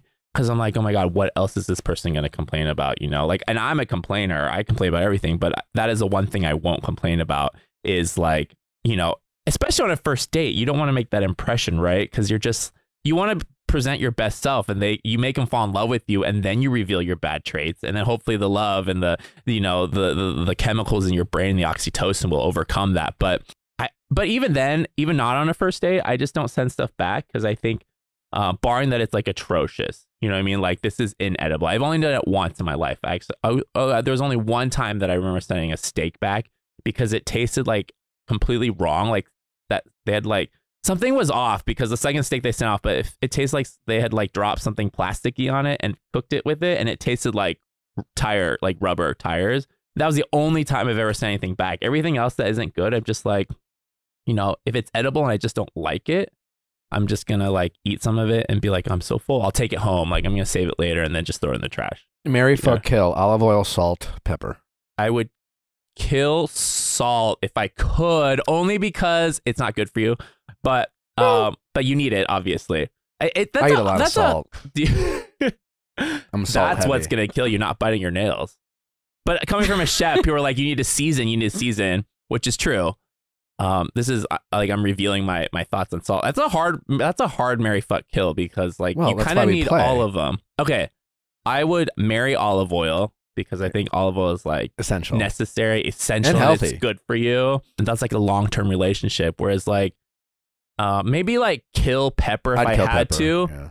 And then fuck salt, I guess. But I'd fuck salt. I'd fuck salt. I fuck salt every day. I'd fuck pepper. That would hurt after a while. Like, are we doing burn. like Yeah. flaky salt or kosher salt or salt No, block? it's just salt's like aura.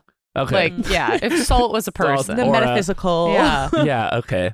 Yeah, I don't even know how that would look like. Yeah, I'd probably, that would be my thing. Kill pepper, fuck salt, and marry olive oil.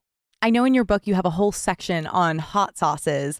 For everyone listening, like, do you have any hot takes, any controversial ones, or just like a hot sauce that you would specifically go to bat for that you think people don't appreciate? I'm like an equal opportunity hot sauce lover, so I'll eat all kinds of hot sauce. I actually saw one the other day. I do love a hot sauce. Right? It's good. And it's like peppers and salt. But I saw the other day there's this Italian brand. I don't even know what it's called, but I saw it at the airport. I almost like took it from the restaurant, but I was like, that's weird and it's been used. But I took a picture of it, but I've never seen it before, so I'm going to try it. But I mean, Cholula is my favorite, but I don't think there's like a controversial hot sauce, right? Everyone kind of has their own take. There's Louisiana style hot sauce, but I would say like Cholula and then Samba Oleg. Do you think you would thrive with like the hot wings challenge? Like how spicy can you get? I do feel like I would thrive with the hot wings challenge. I think I would do That's okay. a dream of mine. Hmm. Yeah, to eat it. I feel like I would do really well. I would get super sweaty. Like I just sweat. I love a tear when Do I'm you? eating hot sauce. Do you? If it's not making my eyes water, it's not hot enough. So then what sauces make your eyes water? Like what sauces on the market are making your eyes water? Cholula, like It makes you tear? I just put so much on That you just like make yourself cry from it. I just like spicy food. Yeah. I mean, I do too. I'm not trying to make. I mean, I'm being slightly sarcastic, but I like a burn. I take everything literally. I like a good burn. I love a good hamburger. Love a good cheeseburger. Mhm. But it has to be made correctly. Well, that's so like I'm good at grilling like a burger patty, but I tried making over the weekend like your smash burger kind of style burger. Didn't really turn out. How'd you do it? That's like pretty simple. Well, I didn't want the house to stink, so I brought the cast iron grill and then I put it on the grill. Yeah. To cook it outside. I get that. I get the stinking of the house. So that didn't really work out. But I don't know. It just didn't really. I hate a grilled burger. Like hate a grilled burger. What's the secret to like a good? How would you cook a burger at home? How do you cook a burger? When I cook a burger at home, it's like a patty, and you like smash, like you set the patty as like thin as you possibly can, almost like little, like almost to the point where like if you were to smash it any thinner, it would be like you'd like get holes in it. How much are we talking? Like a quarter pound per ball? No, I like probably like an eighth of a pound. Because we're going for super thin because you're trying to caramelize the gray. Yeah. Okay. Barring that your bun is like super huge. But like if you're working with like a normal size bun, you want to do like I would say an eighth of because I would stack it. I would do like 2 of these, right? And the goal is to like really get as much surface area because you're really trying to caramelize like the outside. That's where you're getting all the flavor. So like to get that super flavorful bun, you want to like obviously salt and pepper it, at least salt it. And then you like just smash it. The reason why it's a smash burger is because you're pressing down with a spatula or something like that to get every sort of crack and crevice caramelized. You know, if you just let it sit there without smashing it down, you're not going to get all those flavors. So if you like smash it down, you hold it, let it caramelize, and you flip it and do the same thing on the other side, that's where you're getting all that flavor. And that's sort of why it's like a smash burger. And then the bun is like super important. You can't get one of those like janky, like, over-the-counter buns. You got to get like one of those brioche buns or a potato bun that's like pretty much like disintegrates in your mouth once you put it in. And you have to use American cheese. Like, I mean, cheddar is good, but like American cheese, that processed shit is literally how you get that like super salty, super like fake cheese thing. Like, you have to use iceberg lettuce. You have to use like a beefsteak tomato or a Roma tomato. And you have to use mayonnaise and ketchup and relish. You put the mayonnaise secret on your sauce. burger. I love mayonnaise on my burger. I'll get the side where I dip it extra. Like, well, I love mayonnaise. You and Natalie would really enjoy each other's burgers. Yeah, sounds like it would. Our texting office hours caller is here. Yeah, let's do that. Oh my God, it's Even the Rich. That's right, your favorite podcast that talks about all your favorite celebrities and icons and favorite families to get the behind the scenes tea of what life is really like for them. They have a new one. It's Gabrielle Union. That's right. Gabrielle Union strived for perfection her father always demanded, but she never felt like it was enough. Even the Rich is a podcast from Wondery that tells you the jaw-dropping stories about the tumultuous lives of the world's elite, from the greatest family dynasties to pop culture superstars. And the newest one, the icon Gabrielle Union, after spending her childhood trying to assimilate and breaking into historically racist industry, Gabrielle thought her success meant something else had to fail, but when she's faced with hard choices beyond her control, she realized that the only way to find real success is to come together and build community. Hosts Brooke and Aricia will take you through her life now, how she shook off the need for perfection, found her true self, and created the life she always wanted. After you get done listening to Gabrielle Union, check out the Whitney Houston, the Mariah Carey, the Murdoch family, so many great episodes of Even the Rich that you will enjoy. Follow Even the Rich wherever you get your podcast. You can listen ad-free on Amazon Music or the Wondery app.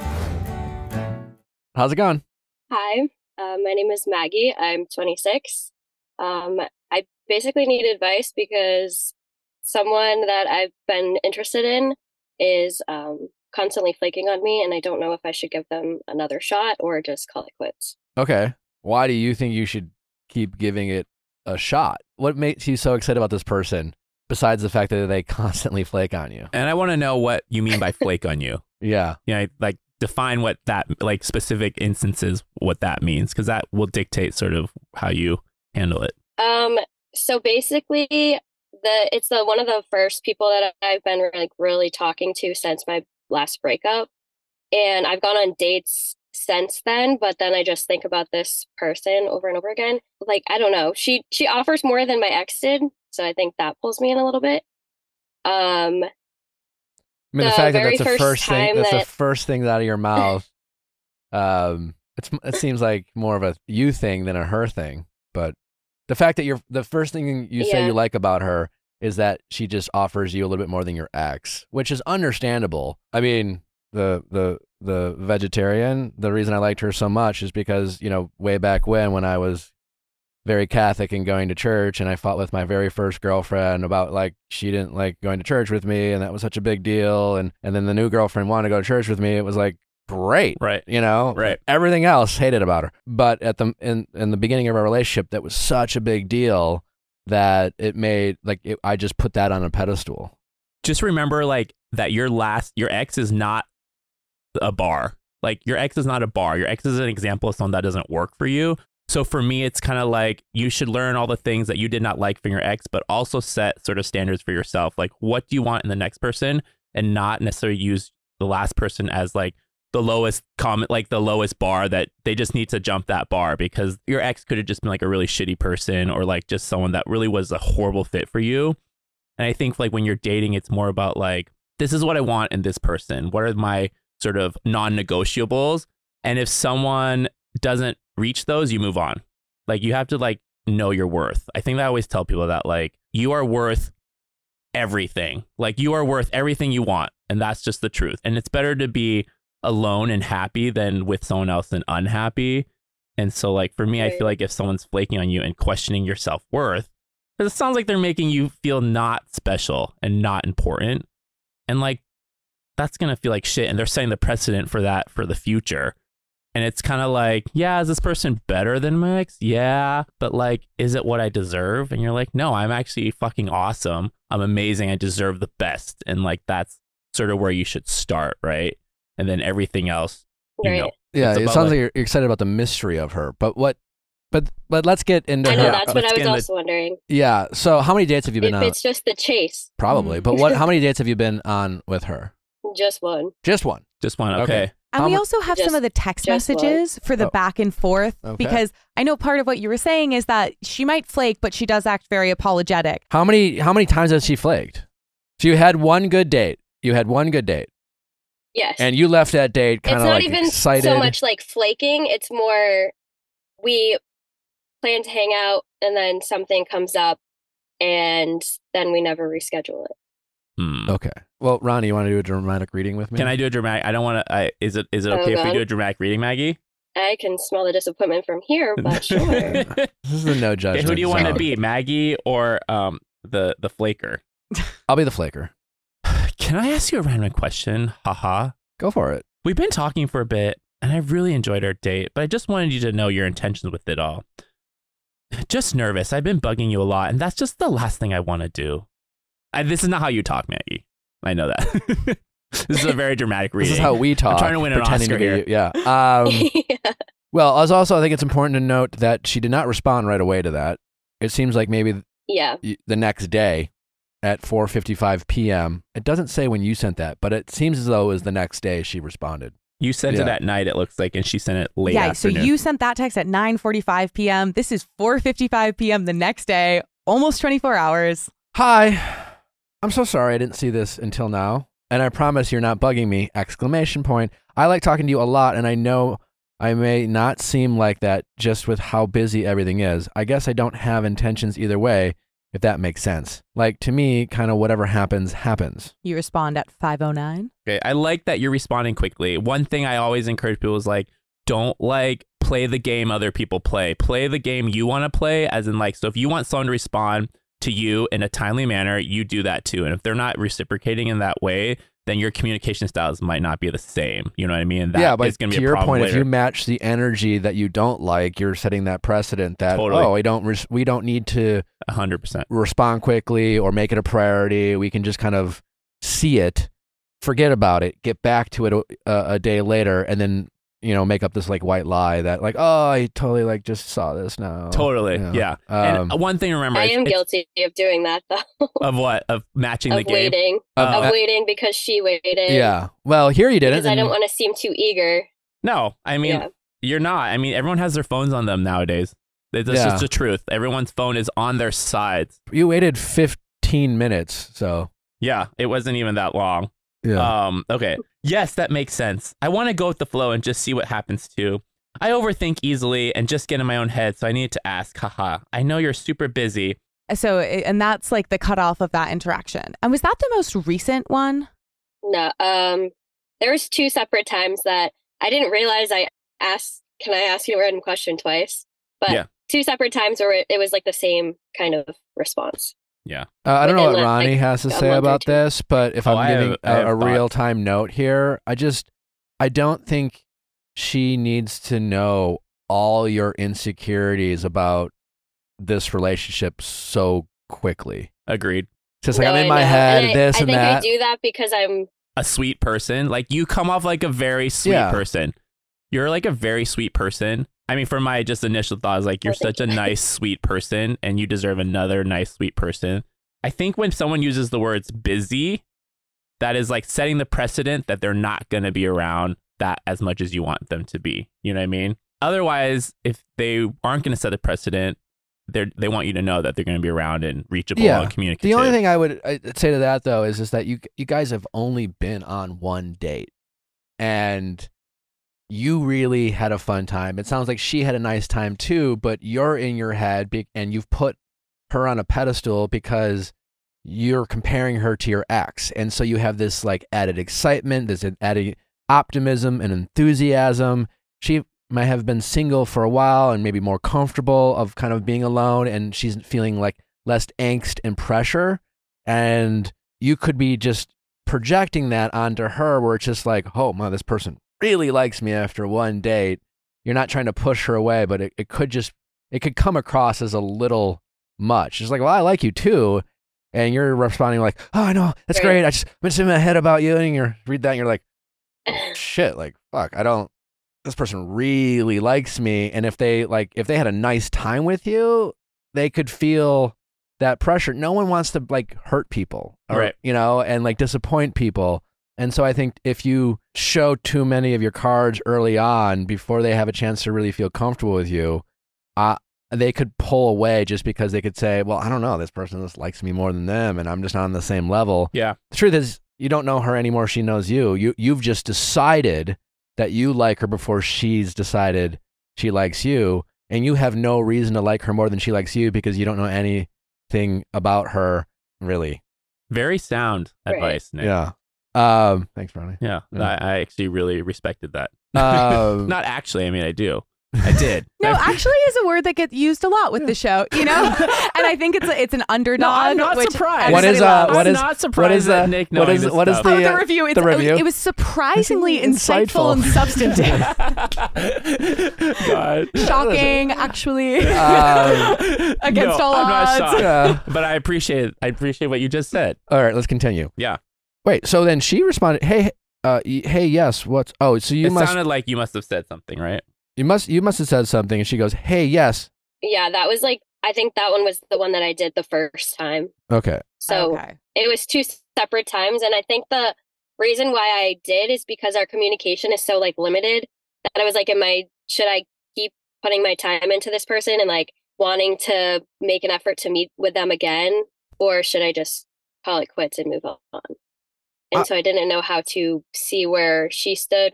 in my gut reading, well, let's keep going. Yeah. So go ahead. I start with just curious. Just curious, if you have any interest in still talking, getting to know each other, I know it's hard with our schedules and such, but just wanted to see where your head's at. Absolutely no pressure either way. Sorry, yes, I do, but I understand it hasn't been very fair to you. I had a terrible week at work and had to work 80 hours, so I wasn't really able to put my attention on my phone or anything. What does she do?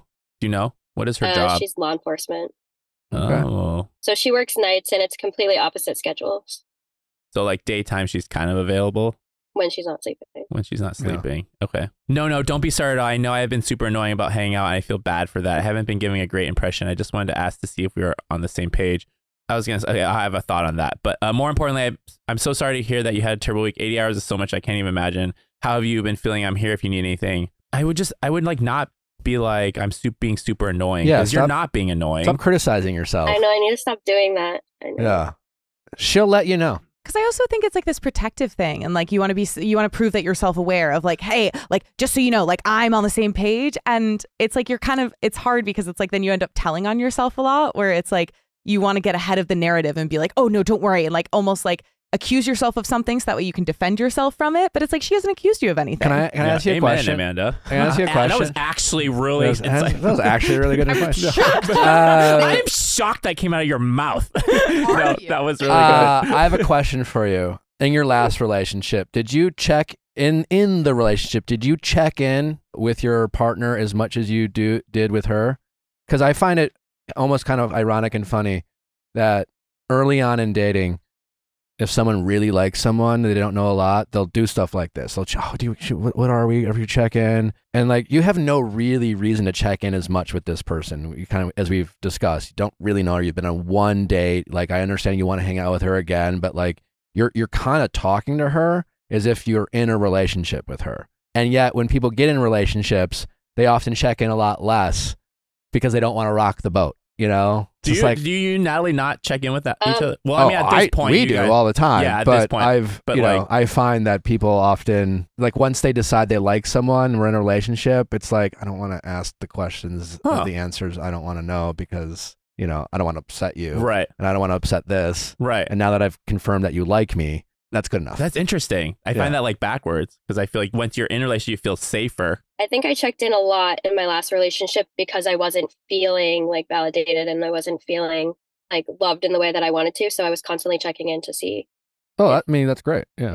No, that's clearly why, like, you know, you shouldn't feel insecure in your relationship. Like a relationship should make you feel loved. That's the whole point of a relationship, I feel, aside from like obvious things. But like, if you're in a relationship, you should feel loved and validated and like you should feel like a queen, you know, like that's ultimately, if the person doesn't, then I mean, that feels like it forebodes a pretty grim future. Yeah. So maybe it's just taking it from that relationship and like How long has it been since you saw her?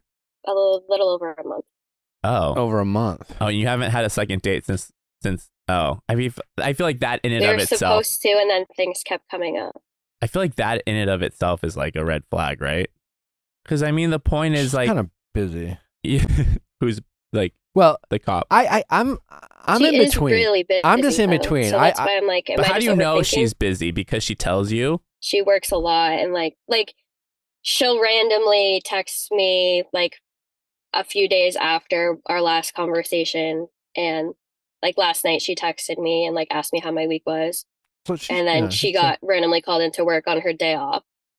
So it was like a short spurt of talking, but then like she's working a lot. Here's what I think you should do, and then I'd love for you to chime in. She's not your girlfriend. You're not in a relationship with her. You're just investing too much of your emotional energy in someone that you're not in a relationship with, that you only been on one date with. I don't think you need to do anything drastic. I think you need to stop pursuing her this way. I think you just need to pull back. You've made it clear you want to hang out with her. She's busy. Fine.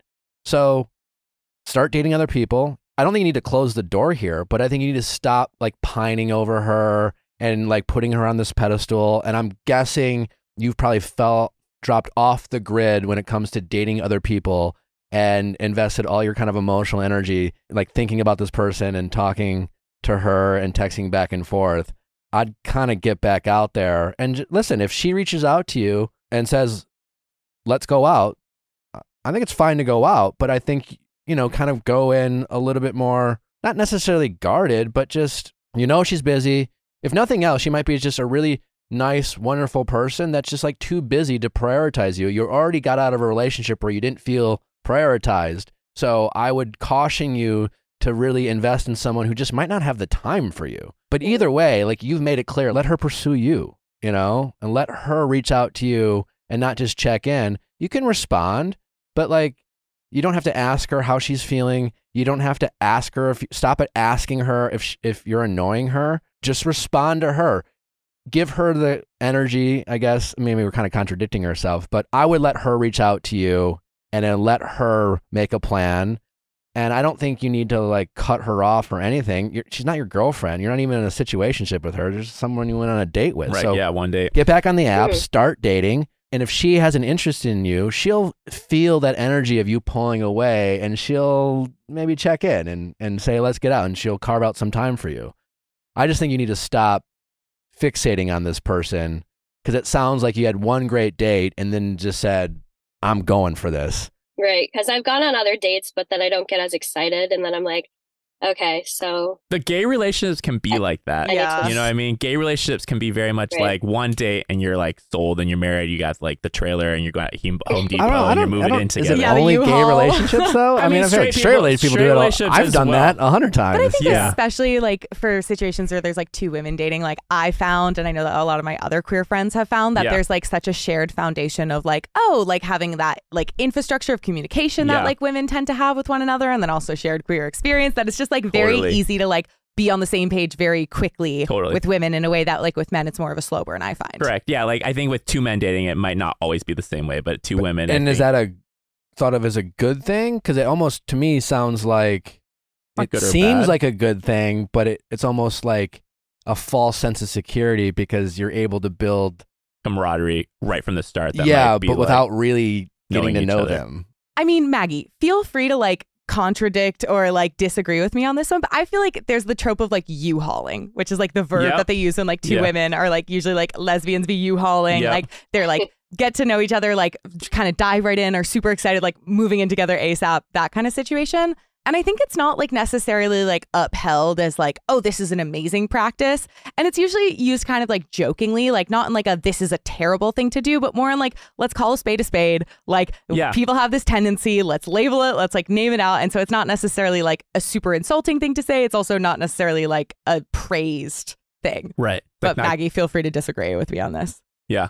No, I agree with that. Yeah. Yeah. I get where you're coming from, Nick. Your advice is super sound. And then I also get where Maggie sort of has this, like, she has an immediate connection. But I feel like if it's not reciprocated, like, that's where the U-hauling doesn't work because it's not being reciprocated. I feel like generally when we joke about the lesbians, getting a U-Haul moving in together, it's really just because both of them are on the same page and they're both ready to do it. And that's when it works, at least in the moment. Who knows if they later find out they don't work together. But I feel like in your case, like she's just not on the same page as you. And you have to remember, like, relationships are a two-way street. So if you're not getting what you want out of it, you can't just constantly be serving someone else and giving what they want. If it doesn't work for you in the end, it doesn't work for you. And it's not the type of relationship you want. And like Nick says, like, you don't have to cut her out or anything. And that ultimately is like your own choice. If you feel it's best for you to like cut her out and that's what's best for your mental health and your emotional health, then you should do what is best for you. But it just sounds like you're kind of feeling like shit from it. And it's not your fault and it's not their fault. I always tell people, like, in relationships, you got to remember it's like so hard because you're combining two lives. There's so many factors that are involved: the right time, the right place, the geographical location, emotional state, mental state, like everything, even physical health matters. Like, everyone is in a different spot in their lives, and two people coming together is literally so crazy to me. Like, for two people to just like join lives. So you have to always remember it's not about you. You're not the problem. But in this case, it just might not be like the right fit. And there is someone out there for you. There's so many people in the world. There's so many fish in the pond. It's like, if this person doesn't work, you know, there will be someone for you. But I always thought in my head, it's like, if you're wasting your time trying to pine and get this person to like you, the next person, the other person who might actually be the one for you, you could miss that chance, you know? So it's kind of like, it's not like speed dating, but kind of like at the same time, like, know your worth, know you're amazing, know you're hot, know you're just amazing of a person. And just, if this isn't working for you, you bow out gracefully, you know, and you kind of move on to the next person. This person could very well be the one for you and like reappear later on, but to hold on to that energy is like, so like, it's like holding your breath. And it's exhausting, right? You're just like, like every day you check your phone. Did she text me? And it's just like, no, you shouldn't feel that way. You should have a text if this person was into you. Yeah, it has helped me in a way, because I used to be like that, where I was always checking my phone, like, are they going to answer? Are they going to answer? And now, like, I know she doesn't answer for a couple days. So then I'm not constantly worried. And like, whenever she texts me, I'm just like, oh, she texted me. So it helps me in that way. But then at the same time, I'm like over her for 2 days, and then she texts me and I'm like, okay, now we're back. Well, it's like a roller coaster. And that's kind of like, that is not emotionally healthy to be put on a roller coaster, you know, like, for instance, and not to bring my own experience up, but like when I met my husband, it was very much like, it was easy. Like, it was always reciprocated, and it should just feel easy, because that sets the precedent for the rest of your relationship. And if it's hard at the beginning, it's going to continue being hard, because relationships only get harder as you get older and as they mature. And so if it's already hard at the beginning, then it only gets hard, right? Yeah. Nick, I just think you're just spending way too much emotional energy on someone you're not in a relationship with. You're really emotionally invested in her. And even if you like get over her not, you know, responding right away, as soon as she does, you get triggered and you're sucked, excited again. You get sucked in. Yeah. And we can get fixated. You know, this is kind of remind me of two different stories I experienced. Well, one, I got really, you know, I crushed on this one girl, and I was really, you know, I really pursued her, and I went to this event that I knew she was going to, and we met up, and then one of my friends brought this, his girlfriend and this other girl that I met. I was like, hey, but I was just really fixated on this other girl, right? And nothing really happened. And then like a few months later, I ran in to my buddy's girlfriend's friend, and I didn't even recognize her. And I was like, oh my God, this girl's so beautiful. And like, I didn't even remember meeting her because I was so fixated on this other girl. So, I mean, I literally just couldn't see anyone else. You know, I met this person, I talked to this person, and I didn't even remember meeting this gorgeous person because I was so just fixated on pursuing this one. Nick is pointing to me. Other person. I am that gorgeous person. Can you tell Ronnie. his hand movement? It was just like this, and I'm like, Nick, look at me. I just wanted to tell you. Me. So yeah, you can get fixated on that. And then another story, earlier on in my life, I pursued this one person. At the time, I got really excited about this. I was like, I had been single for a long time. I had met this person, was very physically attracted to them. I felt a good chemistry. And I was like, oh, this is great. And then they seemed very flaky for a really long time. And ultimately, they had gotten out of a relationship and they just weren't in the right time. Years later, we reconnected and dated. But it just might not be like a fit from a compatibility standpoint in time and energy. So it just goes back to, I think, you just recognizing that you got out of a relationship where you already didn't feel prioritized. You spent a lot of time being confused about their feelings for you and not feeling enough. And now you are investing a lot in someone who's already making you feel that same feeling, even if it's not necessarily their fault, but it's kind of, at this point, you need to recognize that they're just not making themselves available to you. So I just think you just need to back off a little bit. I don't think you need to break up with them. You're not in a relationship. You don't need to be like, hey, listen, this isn't working out. Right. That would be dramatic as well. Yeah, just kind of back off, stop apologizing, stop, doing all, checking in. If you've made it clear you're excited about her. And if she wants to go out of her way and say, hey, I have a day off, finally, I'd really like to take you out, then I think it's okay to say yes at this point, but just slow yourself down, and just, if you feel confused, that is a red flag, not a reason to get like sparky and excited and be like, oh my God, this person makes me feel the intangible feeling, which is ultimately just them just confusing the shit out of you. Right. It's just chemicals. Yeah. In your brain. You're all excited because they feel unobtainable. And then you get in a relationship with them and you're like, you make me feel bad, so. That's ultimately what it sounds like she's doing, is making you feel bad. I mean, like, and that's, I don't know. I don't like that for you. She could come around. I just think you need to let her come around and you need to stop chasing her. So I think officially leave on red. No text.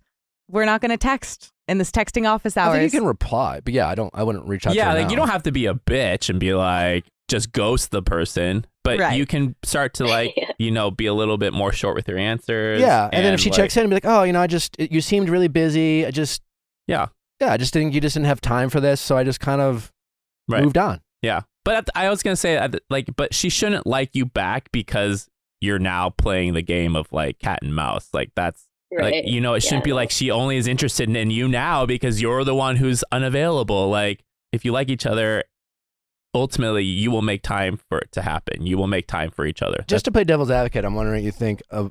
I only say that because if I put myself in your friend's shoes, the other woman, I'm just thinking she could just be like, all right, I had a really nice date, and this other person, she's really excited about me and like really pushy, and I am busy, so I just don't know. Yeah. And it might take a few, strikes of the match, so to speak, or a few dates for like the two people to finally realize, I think there is something there. Yeah. And I just don't think she's not there yet. And you've decided you are. And I think that's the disconnect. Yeah. Like when you met Natalie, did you kind of know off the start or is it more of a slow burn? She lived across the country. Yeah. And so we were just kind of fuck buddies for 9 months. Okay. And then she tried to make it more, and I resisted, and she played the game well. Okay, and now you're in it to win it. Yeah. Okay. Yeah. So so that's a very different story than my relationship. My relationship was like I went on a date with my husband Doug, and it was like we both kind of knew from the very start. But it wasn't like you hauling it. I guess we kind of did 6 months later, but. I guess in a way, like it was very easy. And prior to that, I'd been in a really tumultuous relationship, which was like constantly like the person was constantly like threatening to break up with me all the time. And it was like, I hate that. I'm like, that is a rule I always have. Like, don't threaten to break up with your partner unless you're ready to put that little seed in their head, because that is not a good seed. So ours was a little was different than your story with Natalie, is that kind of knew from the start, and it was easy. Like, and I had been in a ton of, I guess, situationships or even situations like yours where I decided I really liked the person and wanted to see them, and they weren't. They were kind of giving me little crumbs here and there. And I think ultimately I realized that I don't want crumbs. I want the whole entire cake, and that's what I deserve. Like you're like, yo, I want the whole cake because I'm a fucking king or queen. I'm like, I deserve that. And it's not to be like this couldn't turn anything, but I'm just always in the mindset like, know your worth, know what you want, and if you're not getting it, you move on. Yeah. And there will be someone who will give that to you. I mean, when we started dating, super easy, and I couldn't agree with you more about knowing your worth. So yeah, I would just, even whether it's with her or while you're dating, set the expectation with yourself about what you want or the energy you want or how you want people to treat you. And until someone shows you their willingness to do that, I wouldn't invest a lot of your kind of emotional energy wondering about them and think, because it just like sucks the life out of you. I think it's great that you put yourself out there, but like once you put yourself out there, I think the ball's in their court for you to see how they respond. And how they respond, you should take fairly literally. And whether they mean to or not, she is showing you she's just not right now. She might like you, but she's not willing to make you a priority. And that's why it's so very confusing this early on, because when people say, when you're like on a different page in terms of like how much you like someone, when someone says, I like you, we interpret how we want to interpret it. Right. You know? Right. Oh, you like me. Well, I like you, so you must like me as much as I like you. Right. And they could be thinking, well, man, I like you. You know, so it's a very kind of vague, and I think that's where things can get very misleading. They should show you how much they like you, and if their actions, if they don't match what you interpret it, then I would read their actions over just the I like you part. Because she keeps saying I like you, which is why you keep avoiding letting her go. Right. She's always, I mean, she's And like always, she'll reach out to me, so she must be thinking about me is what goes through my head. Right. Of course. and that she- makes total sense. sure. And she probably does once in a while. But she's not thinking about you as much as you Yeah. want her to. And it's still not making her go, you know what? I really want to see this person again. I want to carve out my time. I want to, you know, she's not working 24/7. Yeah, exactly. Exactly. She is not working 24/7. Did you guys kiss? No. Okay. That's why I don't know why I'm so stuck on it, because I've gone on multiple dates since then.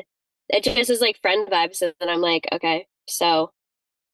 But I have to realize I mean, she struck an itch and of like some sort of chemistry that kind of probably triggered you, and you've probably been obsessing over that. Yeah, I think I was just holding on to that because I haven't gotten it from anyone else. So yeah. Then I just went too far with it. No, you didn't go far. You didn't do anything, but Yeah. But it's just hard because it's like it is like online dating is like exhausting and it's demoralizing, and especially when you're going through a breakup, like it becomes like such a to-do and a task, and then you're also like, oh, but this is dating, it should be fun, so then you feel guilty that it's not fun, and like it is right, like, you know, Yeah. It's kind of few and far between that you find people you're excited about. You know, it seems like she's not really worthy of your excitement, and she's actively preventing you from getting excited about other people. And so as much as it's like sucks to get back in the trenches, like you can do it, and you found her, like you didn't know she exists, and then you found her, and so like the next person, like you might not know that they exist, but you will find them. You should feel really excited about someone and vice versa. Like it shouldn't be suppressed or like, you know, stunted. It should just be like, I'm excited and I'm being allowed to feel excited. Kind of piggybacking on what Ronnie said earlier about like, don't let your ex be the bar. Also, don't let, like, you said, oh, I kept dating and nothing like stuck. You know, just because you went on like 3 other dates with 3 other people who, you know, ended up being fine, it doesn't make this girl amazing, right? You went on 3 or a couple dates. Most dates aren't what you're gonna want them to be. They shouldn't be. If everyone was amazing, no one would be amazing. And so, just going on a couple dates and having it not be as sparky as this one doesn't mean like you need to really go for this one. Maybe she's not your person and these other people aren't your person, and you just have to be a little bit more patient than you want to be. Totally.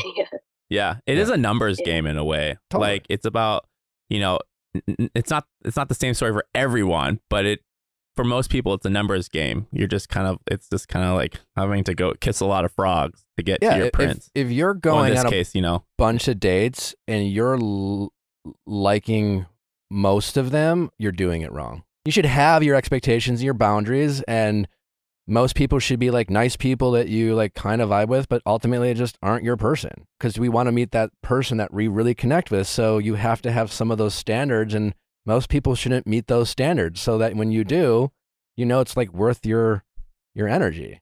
If you're out there going on 10 dates and you're liking 8 of them, yeah, I don't know if I think you want to be liked more than you're, you know. Correct. Yeah. That does make sense. Yeah, because 8 out of 10 can't fit your parameters. Yeah. I mean, unless your parameters are super low, but then you wouldn't be questioning it. You know what I mean? You'd just be like, oh. Then your parameter is liking you, usually. But yeah, I think you going on 10 dates and you only really vibing with 2 or 3, I think is a healthier outcome. It's just really frustrating. That's a lot of people to vibe with. Yeah. So that's a lot too. But then, and it's like also them vibing back. Again, like the more people you go on dates with, the a higher chance you'll find someone that you actually like or vibe. Or you may just not be ready to go on dates. You might should focus spending time with your friends and your family and just having fun and sort of like making sure that, you know, you're like happy and secure in yourself. And it's like such cliche advice, but it's like so true. It's like, RuPaul, how are you going to love someone? How is someone else going to love you if you don't love yourself? I don't even know if I'm saying that correctly. Some version of that, but something. it's true. He says, yeah. And it's like ultimately, and it sounds like, through your text message, you're still kind of insecure and off kilter from your last relationship because that must have done a number to you. And it's like, jumping into the next one might not be great. Not to say it can't work out, but obviously it doesn't sound like this person is going to be the one that, really, the one. Yeah, I'd love for you to Ronnie's point, I'd love for you when whoever that person is you really get in a relationship with, I'd love for you your first thought not to compare your ex. When someone asks you, what do you like about them? You just start rattling off all these things and how they make you feel and how you connect with them. And your ex isn't really a thought. Yeah. It's, you've moved on, you've healed from that. And that can take time. But, otherwise you're kind of dating them to kind of fill gaps that they didn't meet. And you might over prioritize those things while overlooking other things that you don't really like about them in this new relationship. Yeah. Which is kind of what you're doing with this person. And it's okay for you to I personally think it's okay to have like a checklist of things. Like that sounds like, you like in your mind, like emotionally, like priorities and non-negotiables. I think that's totally okay because then you set the standard up. If someone doesn't meet it, you're just like, this isn't right for me because I know I will need these things for me to be happy. For me, it was like, I need communication, like sexual chemistry is really important. Like those things people, totally underestimate the importance of sexual chemistry. Yeah. But like communication and sexual chemistry is like huge. And like a good listener, like things like that, things that that you have to have. Other things can be not a checklist about like who they are or what they look like or how they dress or things like that. Although but food, if they're a vegetarian or vegan, then you're like, Unless you're a vegetarian or vegan, then I love that. And I'm totally into vegetarians and vegans. All right. Well, hopefully this is helpful, but I think just maybe a little bit more patience, just back off a little bit from this one, get back out there again, and it's okay to go on a bunch of dates and not fall in love with most of them. I've been in and out of a bunch of relationships. You just never know when it's going to be right for you. So enjoy it. True. Enjoy it will the be journey. easy. Yeah. It will be easy when it's the right one, and it should be easy. And I think a lot of people stay in relationships that are not easy, and it's just that's why so much divorce and unhappiness and things like that, and people find themselves like years down the road like, how did I end up here? It's because you kind of settled, and it's just kind of like reminding yourself to never settle because you're worth everything that you want. And it's not about entitlement. It's just about knowing your own worth, finding someone who sees it. All right. Well, thank you guys. I really appreciate it. Well, good luck. Thank you. Keep us posted if anything comes up with this person, or if you've decided to, if you find yourself in kind of a new state of mind, let us know. I will, definitely. All right. Well, take care. Thank you. I think for timing purposes, we're running out. Very quick, just a fun last game. People don't like it, no big deal. But I was wondering if, how would you fill in this blank? Relationships are like cooking because there might be a recipe, but you should always make it your own. Is that good? Yeah. Mm-hmm. Yeah. Love it. Yeah. You have to be flexible. Yeah. Sometimes there are kitchen fires and sometimes you make mistakes, but it's about learning from them. Creative, flexible. Better, yeah. Open-minded. Yeah. Ronnie, thanks so much for coming. It's been an absolute pleasure. Please let my audience know where they can find your wonderful book, which I will be making a ton of dishes from. Except for the sexy sauces. I know. I'm Natalie. I'm actually gonna. That's right. I'm gonna try, and maybe there will be a sauce I can find. Yeah. If they're mayonnaise based, no, it'll there's be from non-mayonnaise based sauces. Great. But I definitely am gonna try to make one of your sauces for Natalie. Please do. Yeah. Wherever books are sold. I mean, it's pretty Amazon, Barnes and Noble, Walmart. Your local bookstore. And it's called Did You Eat Yet? It's called Did You Eat Yet? Craveable recipes from an all-American Asian chef. Asian inspired, but also inspired by my travels and American upbringing. So kind of a little bit for everyone. Amazing. And then where can people find you just in general on social? Social, you can find me at Instagram at Ronnie C. Woo, Facebook at The Delicious Cook, and Twitter at Ronnie C. Woo. Amazing. And it's RONNIE, not Y, just in case. No, thank you, man. I know people do spell my name with the Y sometimes, but RONNIEC and then WOO. Well, it's been an absolute pleasure. We really appreciate you coming. Thanks for having me. I can't wait to check out some of your recipes. Thanks, Nick. Thanks for listening, guys. Don't forget to send in those questions at asknick@theviallfiles.com for all things Ask Nick and texting office hours. Don't forget, we have another episode of Better Date Than Never live tonight, so don't miss out on that. We'll see you back on Monday.